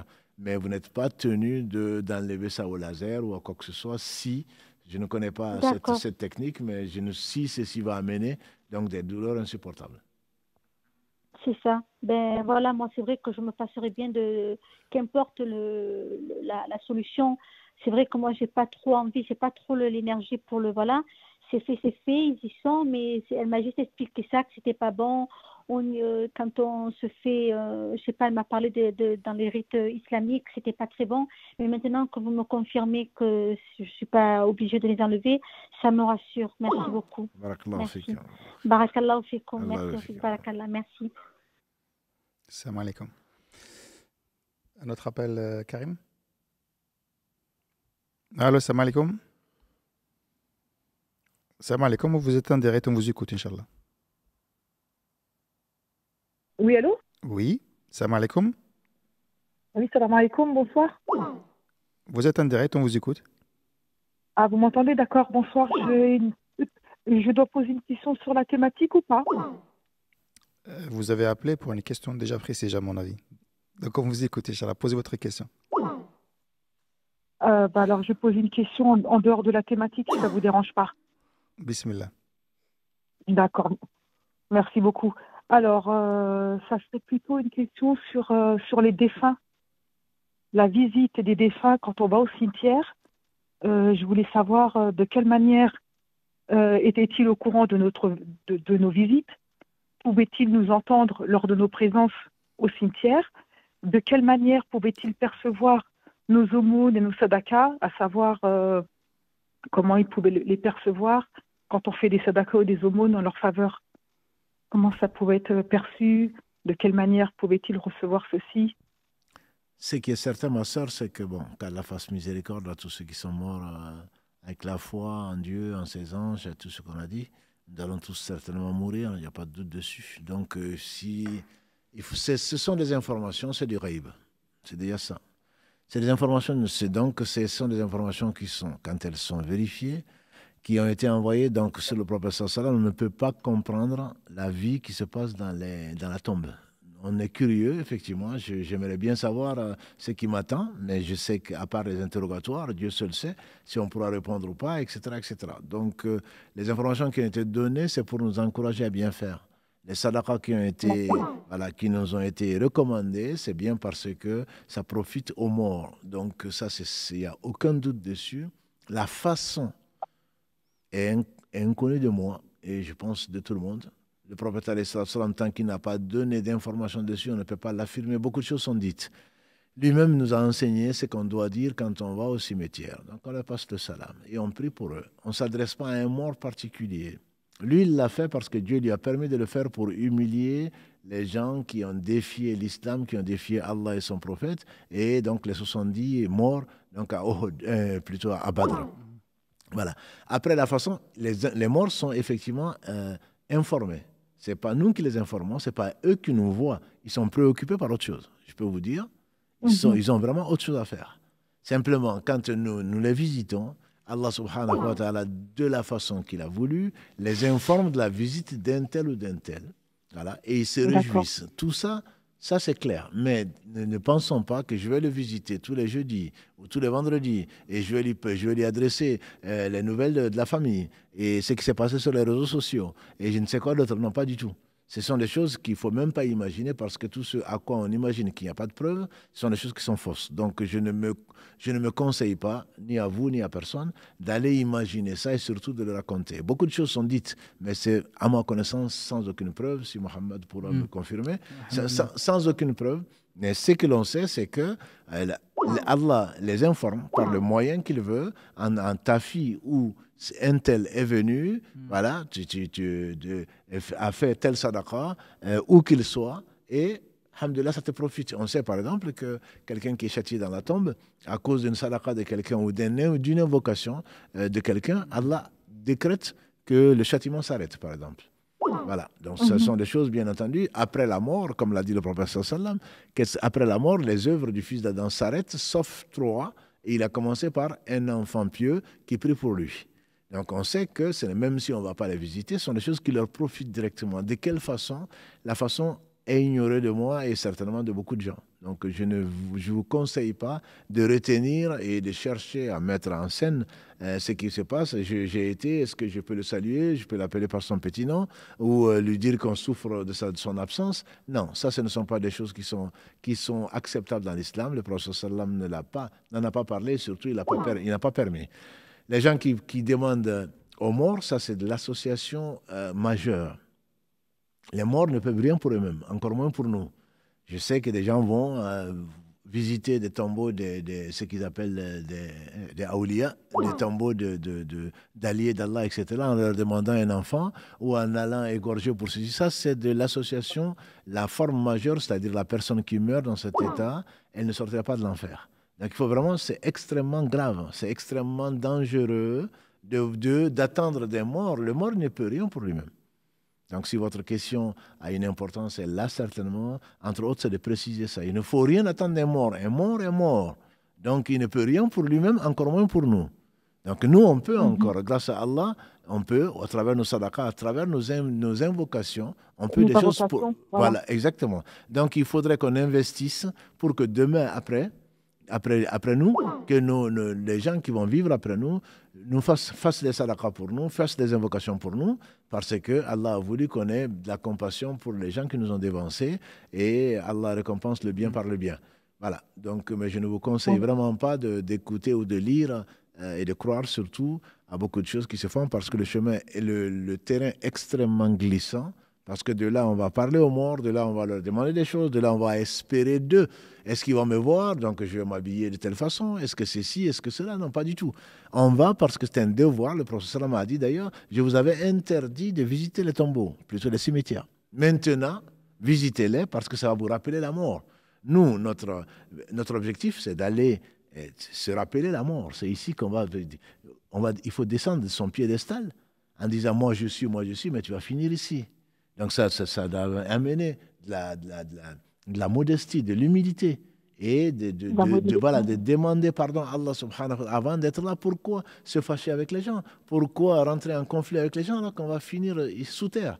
Donc c'est toute cette culture, cette éducation qu'Allah nous donne au travers donc, de ces paroles du prophète sallallahu alayhi wa sallam. Et même quand on ne les connaît pas, on prie pour eux. Et d'autres viendront, Inch'Allah, pour prier pour nous quand on va quitter cette terre.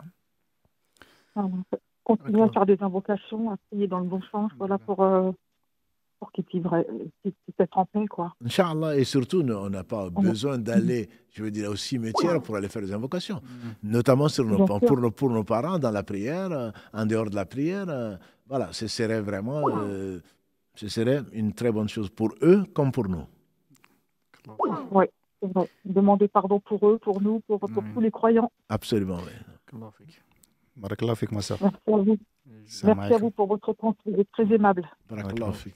Effectivement, tu parlais effectivement de ce hadith qui a été rapporté par Ibn Abdel Barr, d'après Ibn Abbas, il disait qu'il n'y a pas quelqu'un effectivement qui passe par une personne, par un mort qu'il connaissait pendant son vivant et qui lui passe le salam, jusqu'à Allah subhanahu wa ta'ala lui rende effectivement à ce mort son âme pour qu'il lui réponde, effectivement, qu'il lui réponde en tout cas qu'il lui rende le salam, barakallahu fik. C'est un hadith qui a été jugé authentique par Ibn Taymiyyah et par d'autres ulama.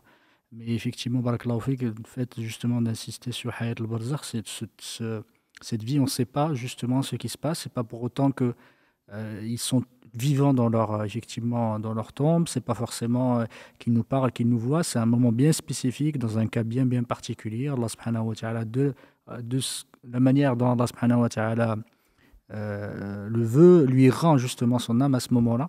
Ça ne veut pas dire qu'il faille le faire, comme certains disent, qu'il faut le vendredi les visiter, ou des jours particuliers, ou des choses comme ça. Barakallahu fik d'avoir rappelé, c'est vraiment un cas particulier. C'est surtout que ça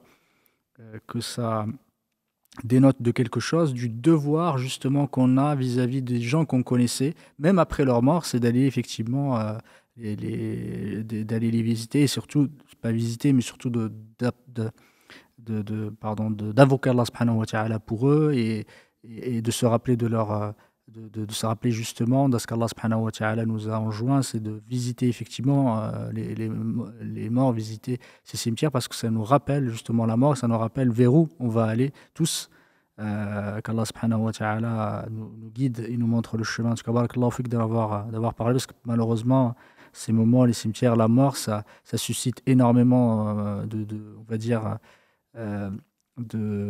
comment dire, ça suscite énormément d'innovation, ça suscite énormément de choses, parce que c'est lié à la mort, et c'est des choses qui sont fausses, et il faut se contenter des hadiths authentiques et de ce que le prophète alayhi sallam nous a enseigné, ne pas extrapoler. Non, barakallahu fik, ton propos me fait penser au cas particulier du prophète sallallahu alayhi wa sallam. Oui, tout à fait, exactement. Donc là, il faut le préciser. Le prophète alayhi sallam, il a dit qu'il est dans sa tombe, les prophètes sont dans leur tombe en train de prier. Ça, c'est une révélation. Donc ça, c'est clair. Et quand on lui passe le salam, on n'est pas obligé de prendre l'avion pour aller à la Médine. Oui, tout à fait. Donc après dans chaque tashahoud, et j'espère beaucoup mieux, surtout le vendredi, où qu'on l'on soit, couché, debout, assis, quand on dit Allahumma salli ala Muhammad, Allah met un ange donc, pour le lui transmettre, et lui il répond.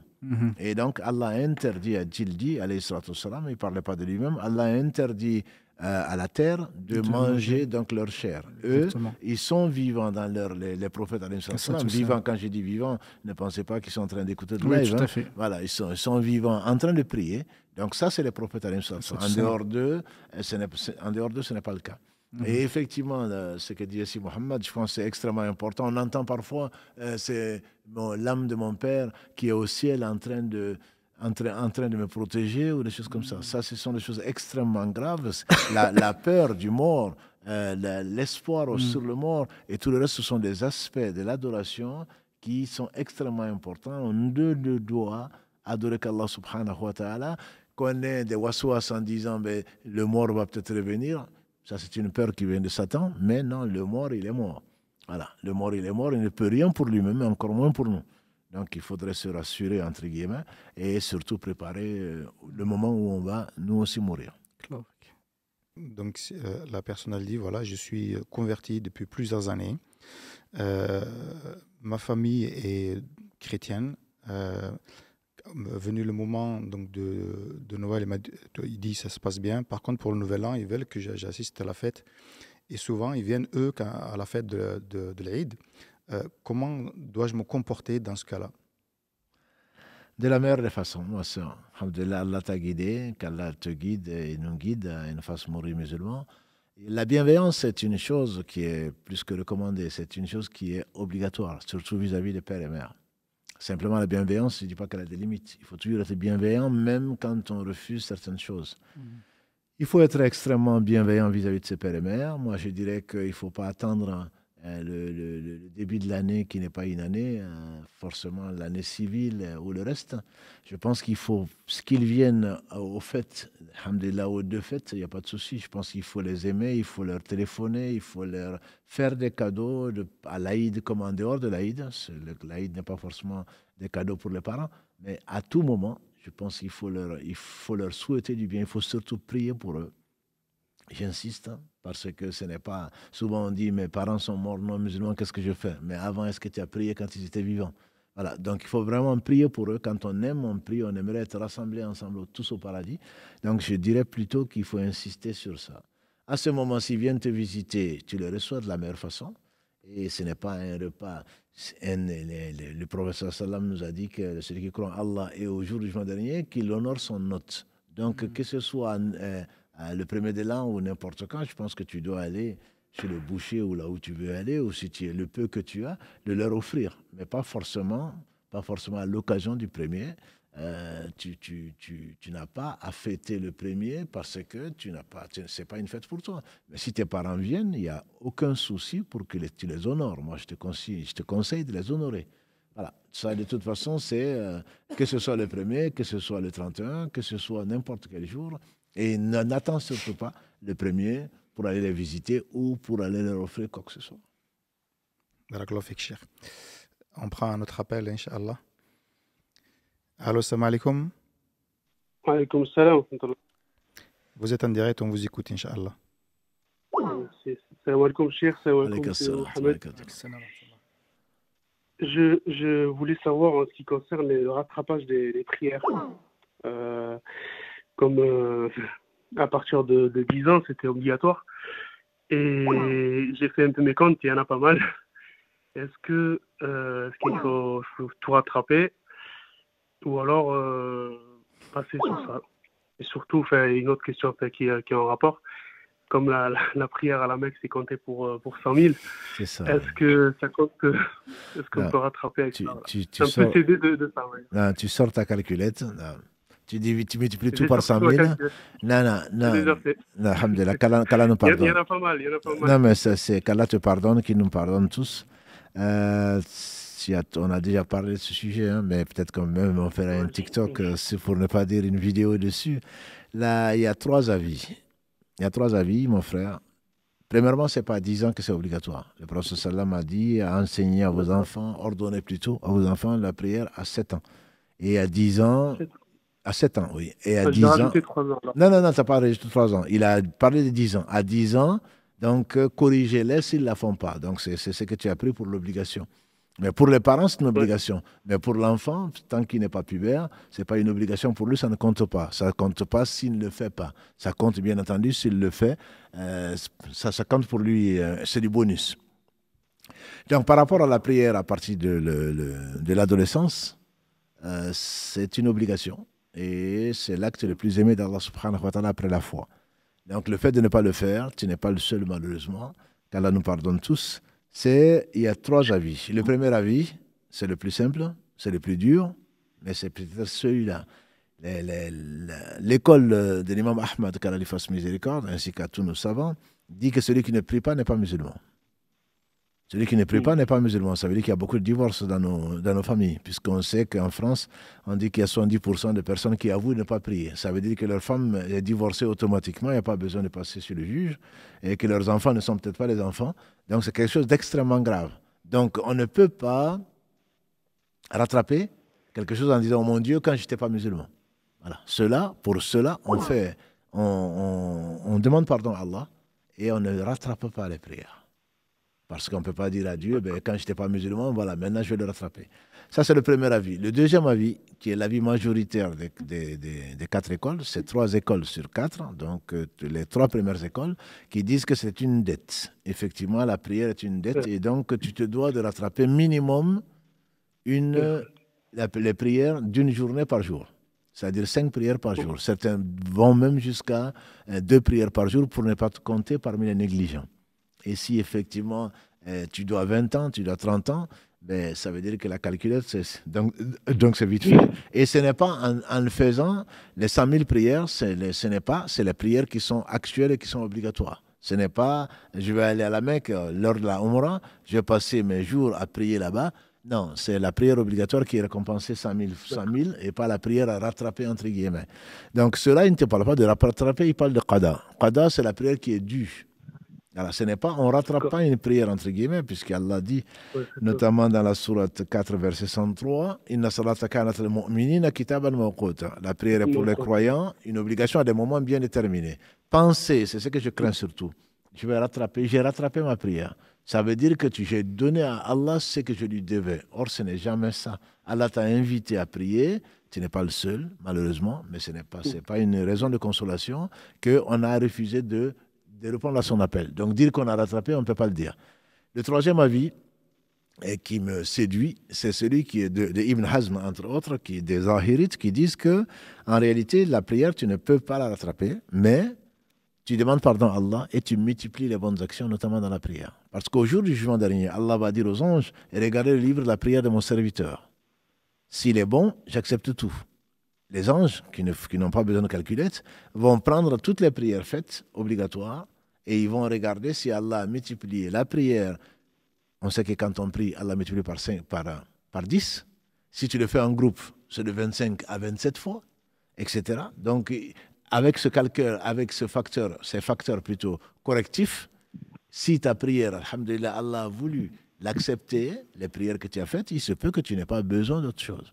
Mais si ce n'est pas complet, Allah, dans sa miséricorde, dira aux anges, regardez les livres des nawafil, ce que tu as pu faire en plus. Et donc, à ce moment, ils vont regarder le tarawih, ils vont regarder le fajr, le witr, les 4 rakas que tu fais avant le dohr, les 2 rakas que tu fais après le maghrib, etc. Et ils vont tout rajouter. Ça, c'est l'avis majoritaire. Non, ça c'est l'avis des zahirites. Non, l'avis majoritaire, c'est qu'il te faut refaire chaque prière. C'est-à-dire qu'avec le fajr, tu fais le fajr. Avec le dohr, tu fais le dohr. Tu fais un autre dohr. Avec l'asr, tu fais un autre asr. Non. Donc, moi, je me suis dit, si tu faisais tous les fajr d'abord, oui. rattraper tous les fajr. Bon, c'est une façon de faire, mais si tu rattrapes tous les fajr, tu auras perdu du temps. Ça veut dire que tu sais quand tu vas mourir. Non, mais ça veut dire que tu sais quand tu vas mourir. C'est ce que tu ne sais pas, moi non plus. Non, mais bien sûr. Donc, c'est que tu ne sais pas, moi non plus. Donc, ce que je te conseille, si tu es de cet avis majoritaire, c'est de faire au moins une prière par prière. C'est-à-dire le dohr avec le dohr, le asr avec le asr. C'est plus facile à calculer. Ça fait 10 ans que je fais ça. Donc, j'ai rendu, entre guillemets, 10 ans de prière. Voilà. Donc, c'est le plus facile. Après, si tu veux prendre un calepin et calculer combien de fajr, tu peux le faire aussi, mais ça va multiplier. Voilà. Alhamdulillah, qu'Allah accepte et qu'il te pardonne. Il y en a pas mal. Non, mais qu'Allah te pardonne et qu'Allah nous pardonne. Donc, l'avis de Zahirit, moi je le trouve, enfin, j'aime beaucoup cet avis-là parce qu'il a les arguments. L'argument, entre autres, qu'il a, c'est ce verset-là. 103 de la sourate 4, mais c'est également le fait qu'il dit tu ne vois pas qu'une femme qui ne prie pas, Allah lui demande, qui ne jeûne pas et qui ne prie pas. Allah ne demande pas de rendre les jours de prière. De ces 5, 6, 7, 8 jours de menstrues, Allah ne dit pas de refaire la prière. Pourtant, la prière, sans aucune discussion entre les savants, est bien plus importante que le jeûne. Mais Allah lui demande de rendre le jeûne dans les 11 mois qui restent. Voilà. Donc, pour cet imam et pour d'autres savants, qui sont minoritaires, ils disent qu'on ne peut jamais rendre la prière. Donc, ce qu'il faut faire, c'est multiplier les demandes de pardon, multiplier les qiyamul layl, multiplier les prières nawafil pour que Allah subhanahu wa ta'ala nous pardonne. Voilà, c'est les 3 avis que je connais. Si Mohamed, peut-être qu'il en connaît plus, s'il a complété. Ce que je connaissais, qu'il y a 2 avis. Le premier, c'est celui de Ibn Hanbal. Des 4 écoles. Justement, le fait de devoir de devoir rattraper les prières, peu importe le nombre, effectivement. Ça, c'est l'avis, l'avis des 4 écoles. Effectivement, le deuxième avis, c'est celui des Dahirites, et effectivement, c'est l'avis qui a été suivi par Ibn Taymiyyah, par Ibn Rajab, également par Cheikh Ibn Baz, Cheikh Ibn Taymiyyah, etc. C'est le fait de ne pas, justement, de ne pas rattraper, justement, les prières qui ont été ratées, justement, pardon, c'est dans le cas de celui qui a raté par négligence ou par paresse, effectivement. Non pas ceux qui ont eu une raison valable soit parce qu'ils étaient dans le coma ou d'autres, etc. Ceux qui ont effectivement qui est différent. Ouais. Surtout ceux qui effectivement qui n'ont pas pu le faire, mais ceux normalement ils doivent celui qui a délaissé sa prière, qui n'a pas fait sa prière à l'heure pour des raisons valables, soit par maladie, enfin pas maladie justement parce qu'il a perdu connaissance ou autre, normalement celui-ci doit rattraper, de ce que je connais, wallahu a'lam. Non, mais il y a les 2 avis pour celui qui était sous anesthésie, qui n'était pas conscient, etc. Exactement. L'avis que moi je connais, c'est qu'il peut rattraper, si c'est bien pour lui, même s'il ne rattrape pas, il n'est pas empêché, puisqu'il n'était pas conscient. Puisque parmi les conditions obligatoires de la prière, c'est l'islam, c'est également la conscience. Voilà. Donc à partir de ce moment-là, ils ne sont pas obligés, mais il est conseillé de rattraper, et c'est au moment où ils la rattrapent qu'ils sont à l'heure. Voilà. Totalement. Comme quelqu'un qui vient de se réveiller, alors il rattrape les prières qui sont passées. En tout cas, le deuxième, c'est l'avis d'une bonne partie. Je crois que c'est l'avis de Hassan al-Basri également, c'est de ne pas rattraper les prières. Mais il faut faire la tauba. C'est indispensable. C'est vraiment indispensable. Après la tauba sincère, il n'y a pas de péché. Exactement. Mais il se peut que les prières nous manquent au jour du jugement dernier. Puisqu'elle permet elle empêche plutôt des choses blâmables et des turpitudes. Et alhamdulillah, si Allah accepte une seule de nos prières, il va nous sauver, Inch'Allah, il va nous accorder une belle vie ici-bas et avant l'au-delà. Barakallah fik, mon frère. Barakallah fik. Merci, cher. Jazakallah khairan. Excellent. Un autre appel, Karim.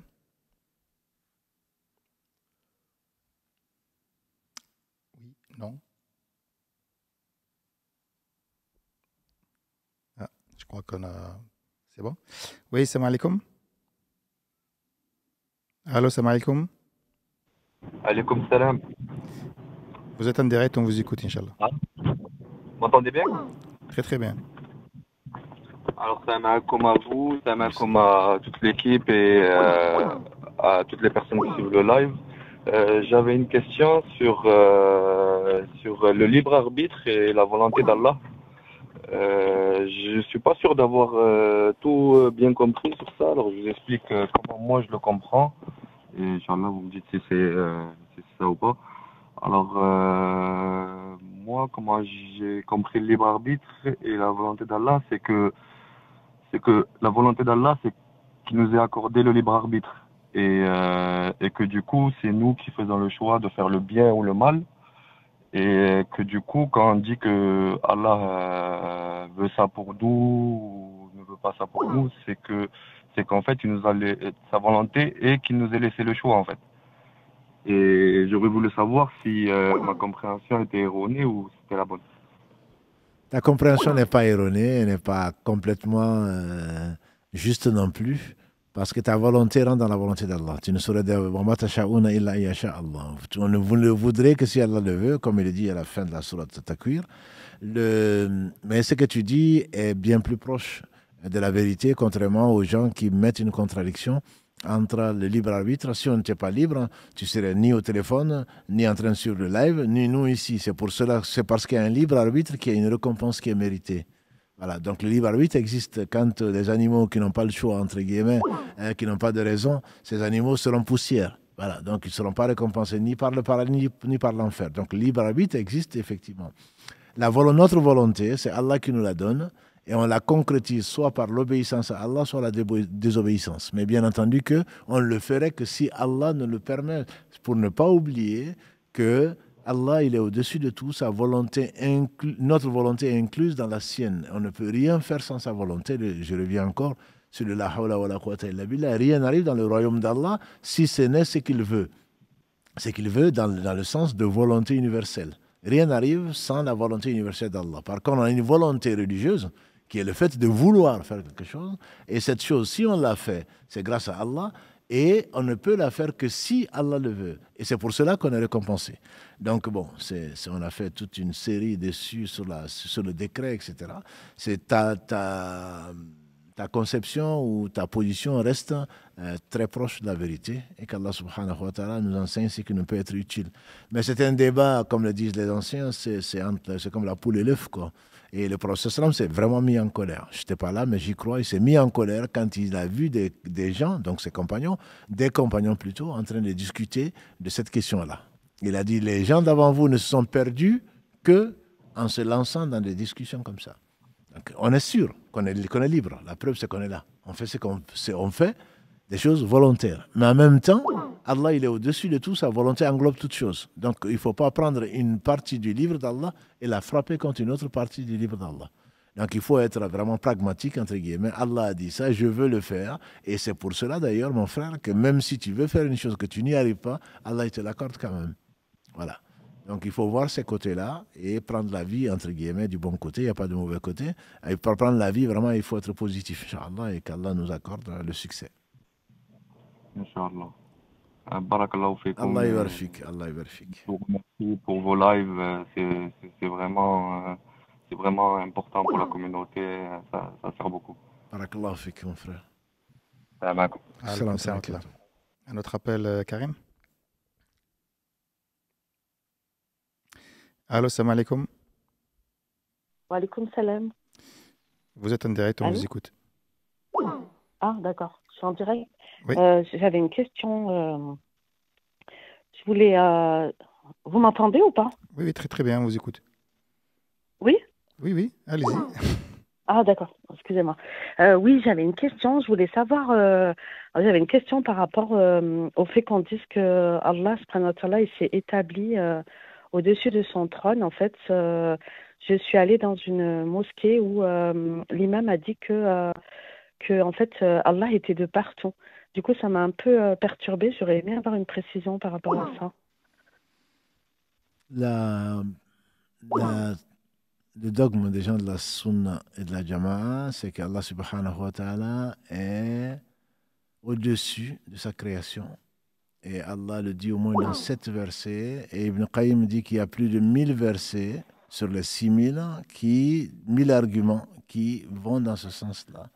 Et bon, ce n'est pas, si vous voulez, on pourrait en faire un thème pour le discuter.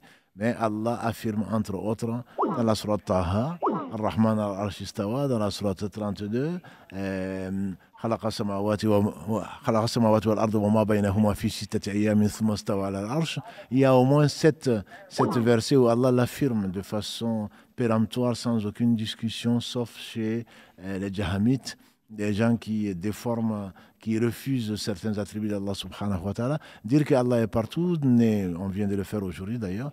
Ibn Kathir, qu'Allah fasse miséricorde, il dit que les savants sont unanimes pour rejeter cet avis des Jahamites qu'Allah serait partout, dans les toilettes, dans l'air, dans l'eau, etc.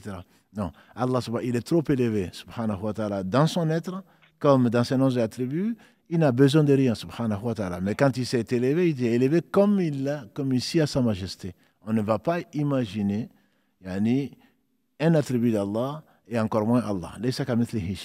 Donc c'est les gens qui essayent de ramener Allah à leur raison, de le réduire et de le rabaisser à leur raison, qui ont une contradiction apparente. Il n'y a pas de contradiction. Allah, il est au-dessus. Allah il dépasse toute imagination. Donc il ne faut pas imaginer Allah comme l'a dit le prophète sallallahu alayhi wa sallam, il faut imaginer la création d'Allah, pas Allah. On ne peut pas cerner Allah. De notre science, et lui, il cerne toutes choses. Donc l'imam qui dit ça, j'espère qu'il s'est trompé, je l'espère pour lui. Mais l'imam Abu Hanifa... En fait, oui. Si je peux vous apporter une précision, du coup, j'ai demandé à quelqu'un qui est proche de l'imam, justement par rapport à ce qui a été dit, et il a dit qu'en fait, on ne pouvait pas dire qu'il était au-dessus de son trône parce que c'était sa créature. Donc du coup, ça m'a surpris parce qu'on a le verset qui dit Ar-Rahman istawa ala al-Arsh. Du coup, c'est pour ça que j'en ai profité pour vous poser la question. On ne va pas rentrer dans ces détails-là. Ces gens qui affirment le contraire vont changer même les mots en arabe. L'istiwa, qui est connu en arabe, voilà. Vous connaissez certainement le récit de l'imam Malik, qu'il fasse miséricorde. Un innovateur est venu le voir et il dit Ar-Rahman istawa al-Arsh istawa. Comment il a fait ça? Et on dit que l'imam, puis alhamdoulilah, de bonne réputation, qu'Allah lui fasse miséricorde et le récompense par le meilleur pour la communauté, ce qu'il a fait pour la communauté, pour lui-même. On dit que l'imam a baissé la tête et il avait de grosses sueurs. Comment on peut poser une question comme ça? Voilà. Donc, oui. Donc, l'histoire est connue juste pour dire que quand on veut expliquer les choses parce que le prophète n'a pas expliqué, le prophète, alayhi salatu wassalam, quand il est venu voir Muawiyah et qui a giflé sa servante, quand il a giflé sa servante et il est venu pour se repentir, le prophète sallam lui a dit, il dit qu'il veut pour se repentir libérer une esclave. Libérer l'esclave en question. Le prophète sallam dit, attends, je vais questionner l'esclave et ensuite, tu pourras le libérer ou pas. Il dit, où est Allah? Il dit, Fissama. Alors, on va aller chercher des explications tordues. En arabe, Fissama, c'est au-dessus du ciel. Allah n'est pas dans le ciel ne peut pas le contenir, rien ne le contient, subhanahu wa ta'ala. Et il dit qui je suis, il dit tu es le messager d'Allah. Il dit libère-la, elle est croyante.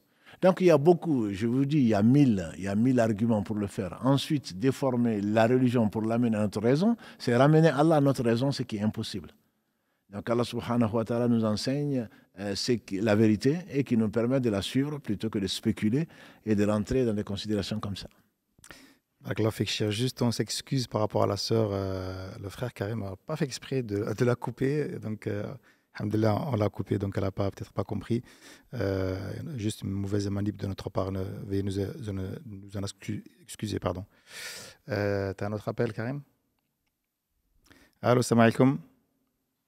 Oui, allô, salam alaikum. Wa alaikum salam wa rahmatullah, vous êtes en direct.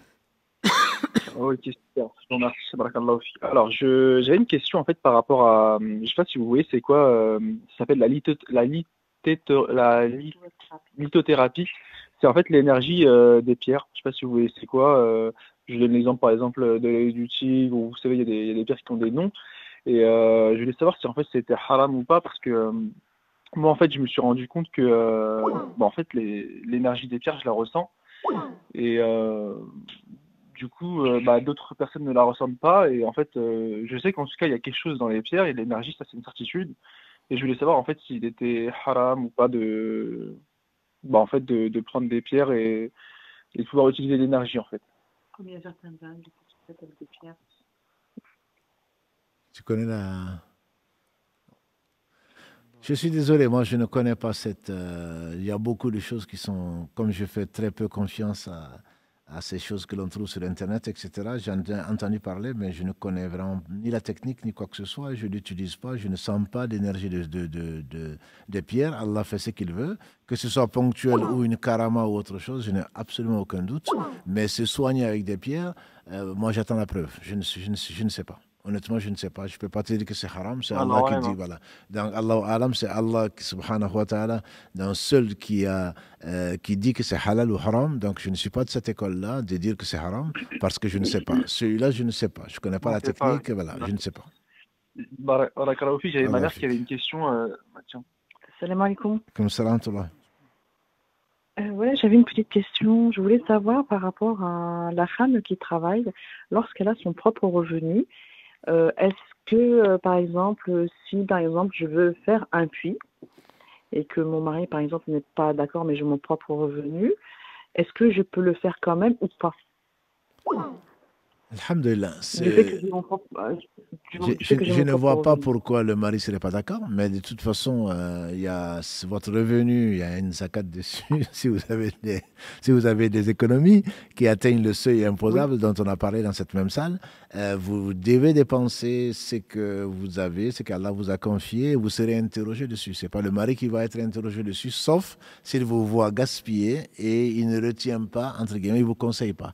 Mais vous serez responsable de ce que Allah vous a confié. Donc, si vous voulez faire un puits en votre nom, ça vous profitera, Inch'Allah. Si le mari refuse, ça veut dire qu'il risque de ne pas en profiter. S'il acceptait, ça veut dire qu'il aurait profité de votre richesse et de votre générosité, voilà, pour avoir la même récompense. Donc, je ne vois pas pourquoi un mari refuserait Il peut vous conseiller en disant, tu n'as pas fait le hajj. Le hajj actuellement, ça coûte plutôt 10 000 euros. Je te conseille plutôt d'aller faire le hajj avec moi plutôt que de creuser un puits. Ça, c'est un conseil, mais il ne peut pas vous en empêcher. Il ne peut pas vous en empêcher. C'est bien d'avoir posé cette question-là parce que, en fait, la question aussi, justement, c'est qu'à un moment donné, je voulais faire ma propre Umrah. Mon mari ne veut pas la faire. Il me dit qu'il ne se sent pas prêt. Alors, moi, je voulais la faire. Bon, j'ai 4 enfants, alhamdoulilah. J'ai 52 ans. Et je voulais savoir, justement, par rapport à ça, si, par exemple, mon mari n'était pas trop d'accord à ce que je fasse ma Umrah, moi, j'ai vraiment envie de la faire. Est-ce que je peux, par exemple, je suis obligée d'aller avec un muharram ou bien le fait que, parce qu'on m'a dit que lorsque la femme atteint 50 ans, elle pouvait y aller sans muharram. Ah ouais, ça c'est Google, ça. Non, il n'y a pas d'âge. Il n'y a pas d'âge, il n'y a pas de 50 ans dedans, ma soeur. Moi, ce que je peux te rassurer, c'est que si tu as envie de faire la Umrah, même si tu l'as fait pas, si tu as vraiment envie de faire la Umrah, Allah te le compte comme une Umrah. Et ce que tu es en train d'écouter, on espère, alhamdulillah, pour le live, Allah va t'accorder un hajj. Voilà, donc il n'y a pas de, je pense, voilà, il faudrait pas rentrer dans des conflits de famille. Moi, je suis vraiment contre. Si le mari ne veut pas vous accompagner, les 4 écoles, l'avis majoritaire, à ma connaissance, Mohamed me le confirmera, l'avis majoritaire des 4 écoles, c'est qu'une femme ne doit pas voyager sans mahram. Il n'y a pas 50 ans, il n'y a pas 40 ans. Donc, je suis obligée de prendre un muharram. Mais je vous dis, si le mari est d'accord, premièrement. S'il n'est pas d'accord, vous pouvez le faire sans son avis. Mais ensuite, si vous revenez de la Umrah, je ne vous assure pas que vous allez trouver la porte ouverte. Voilà, donc ce n'est pas une obligation la Umrah. La Umrah n'est pas une obligation. Le Hajj est une obligation, man istata'a ilayhi sabila. C'est pour celui qui peut. Donc moi, je vous conseillerais d'essayer de convaincre cet homme en disant, même si tu ne veux pas, j'aimerais bien aller avec mon fils, j'aimerais bien avec mon père, j'aimerais bien aller avec mon frère. Si vraiment il espère en Allah et la récompense, je pense qu'il va vous laisser le faire. Comment est-ce qu'on va empêcher une servante d'Allah d'adorer Allah? Je ne comprends pas. Je ne comprends pas sa réaction. Je ne comprendrai pas sa réaction.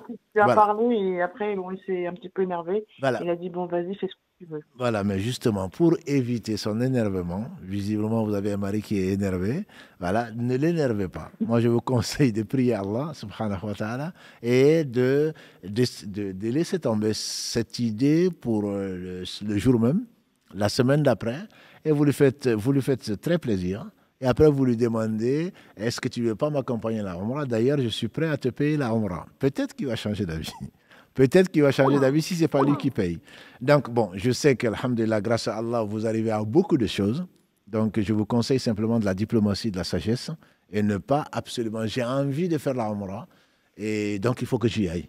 Donc, je préfère que vous apaisez, que vous alliez avec un cœur apaisé, si possible accompagné de votre mari. Voilà, avec un cœur apaisé, plutôt que d'aller à la Umrah en pensant que vous allez lui envoyer un WhatsApp, il ne va même pas répondre. Voilà, donc vous allez être stressé à la Mecque alors que ce que vous espérez, c'est d'être rapproché d'Allah. Donc moi, je vous conseille de négocier de la meilleure des façons, mais ça ne veut pas dire qu'il a le droit de vous en empêcher. Mais pour moi, la sagesse veut que l'on vive en paix. On vive en paix. Et comme ce n'est pas une obligation, je préférerais négocier, patienter, plutôt que d'aller contre son gré. D'accord. Et pour le Hajj, je suis obligée d'aller avec un muharram ou pas? Le Hajj, il y a deux avis. Il y a 2 écoles sur 4 de la Sunna qui disent que la femme sans mahram n'a pas à aller au Hajj. Puisqu'Allah dit si c'est pour celle qui a les moyens. Et parmi les moyens, le prophète sallam a dit qu'une femme qui croit en Allah au jour du jugement dernier ne fasse pas un voyage d'1 jour et d'1 nuit, dans une version 2 jours et d'1 nuit, dans une version 3 jours et 3 nuits, sans mahram. Donc les 2 écoles disent non. Il y a 2 autres écoles qui se basent sur la sunna de califes orthodoxes qui ont envoyé nos mères, les femmes du prophète sallam, les veuves, avec un groupe de gens pieux. Donc il y a 2 écoles qui permettent que vous alliez au Hajj avec un voyage organisé avec des gens pieux et qui vous permettent de le faire. Voilà les 2 avis que je connais. Donc si je vais avec une agence, c'est possible? Je ne sais pas quelle agence, d'abord, mais si c'est possible, il y a 2 écoles qui le permettent. Donc, si c'est la possibilité, la possibilité existe. D'accord. Mais Inch'Allah, j'irai avec mon fils. Barakallahu fik. Vous avez déjà décidé. Barakallahu fikum. Alhamdulillah, il nous écoute. Bon, je vous remercie pour toutes vos réponses. Qu'Allah vous récompense. Merci vraiment. Barakallahu fikum. Alhamdulillah, je pensais qu'on allait voir aussi le papa, mais parce qu'il nous a passé la maman plus. Alhamdulillah, barakallahu fikum. Cheikh Mohamed, je vous propose de nous arrêter là. Il est déjà pratiquement 23h. On a eu beaucoup de questions, notamment sur la prière. À chaque fois qu'il y a une question sur la prière, il y en a d'autres qui arrivent. Et sachez qu'on va très certainement faire une série là-dessus pour vous donner la possibilité de poser toutes les questions que vous désirez, notamment sur la prière. Je ne peux pas toutes les poser parce qu'il y en a énormément. Et alhamdulillah, barakallahu fikum en tout cas. Et je laisse Cheikh et Mohamed clôturer, Inch'Allah. Barakallahu fik, jazakallahu khairan, qu'Allah vous récompense par le meilleur. Barakallahu fik, Cheikh. Alhamdulillah, je remercie les sœurs et les frères qui nous ont suivis durant ce live et qu'Allah subhanahu wa ta'ala vous bénisse et qu'Allah subhanahu wa ta'ala nous inspire à la piété et qui nous inspire la sincérité dans les paroles et dans les actes. Et par rapport au... Pardon, tu voulais? Non, pas du tout. C'est pour que tu leur annonces peut-être que la semaine prochaine, on va consacrer une compilation peut-être sur les questions qui les ont intéressées. Inch'Allah, effectivement, pour les 2 prochains, les prochains lives, Inch'Allah ta'ala, on va effectivement consacrer à les réponses aux questions, une sélection des questions les plus importantes, Inch'Allah, de ceux qui ont posé des questions sur les réseaux sociaux. Cheikh, qu'Allah le récompense par le meilleur pour répondre effectivement à ces questions-là, Inch'Allah ta'ala. Il y aura également session de questions-réponses par téléphone comme à l'accoutumée. Barakallahu fikum, subhanakallahumma wa bihamdika, ashhadu an la ilaha illa anta, astaghfiruka wa atubu ilayk. Subhan rabbika rabbil izzati amma yasifun wa salamun ala al-mursalin walhamdulillahi rabbil alamin.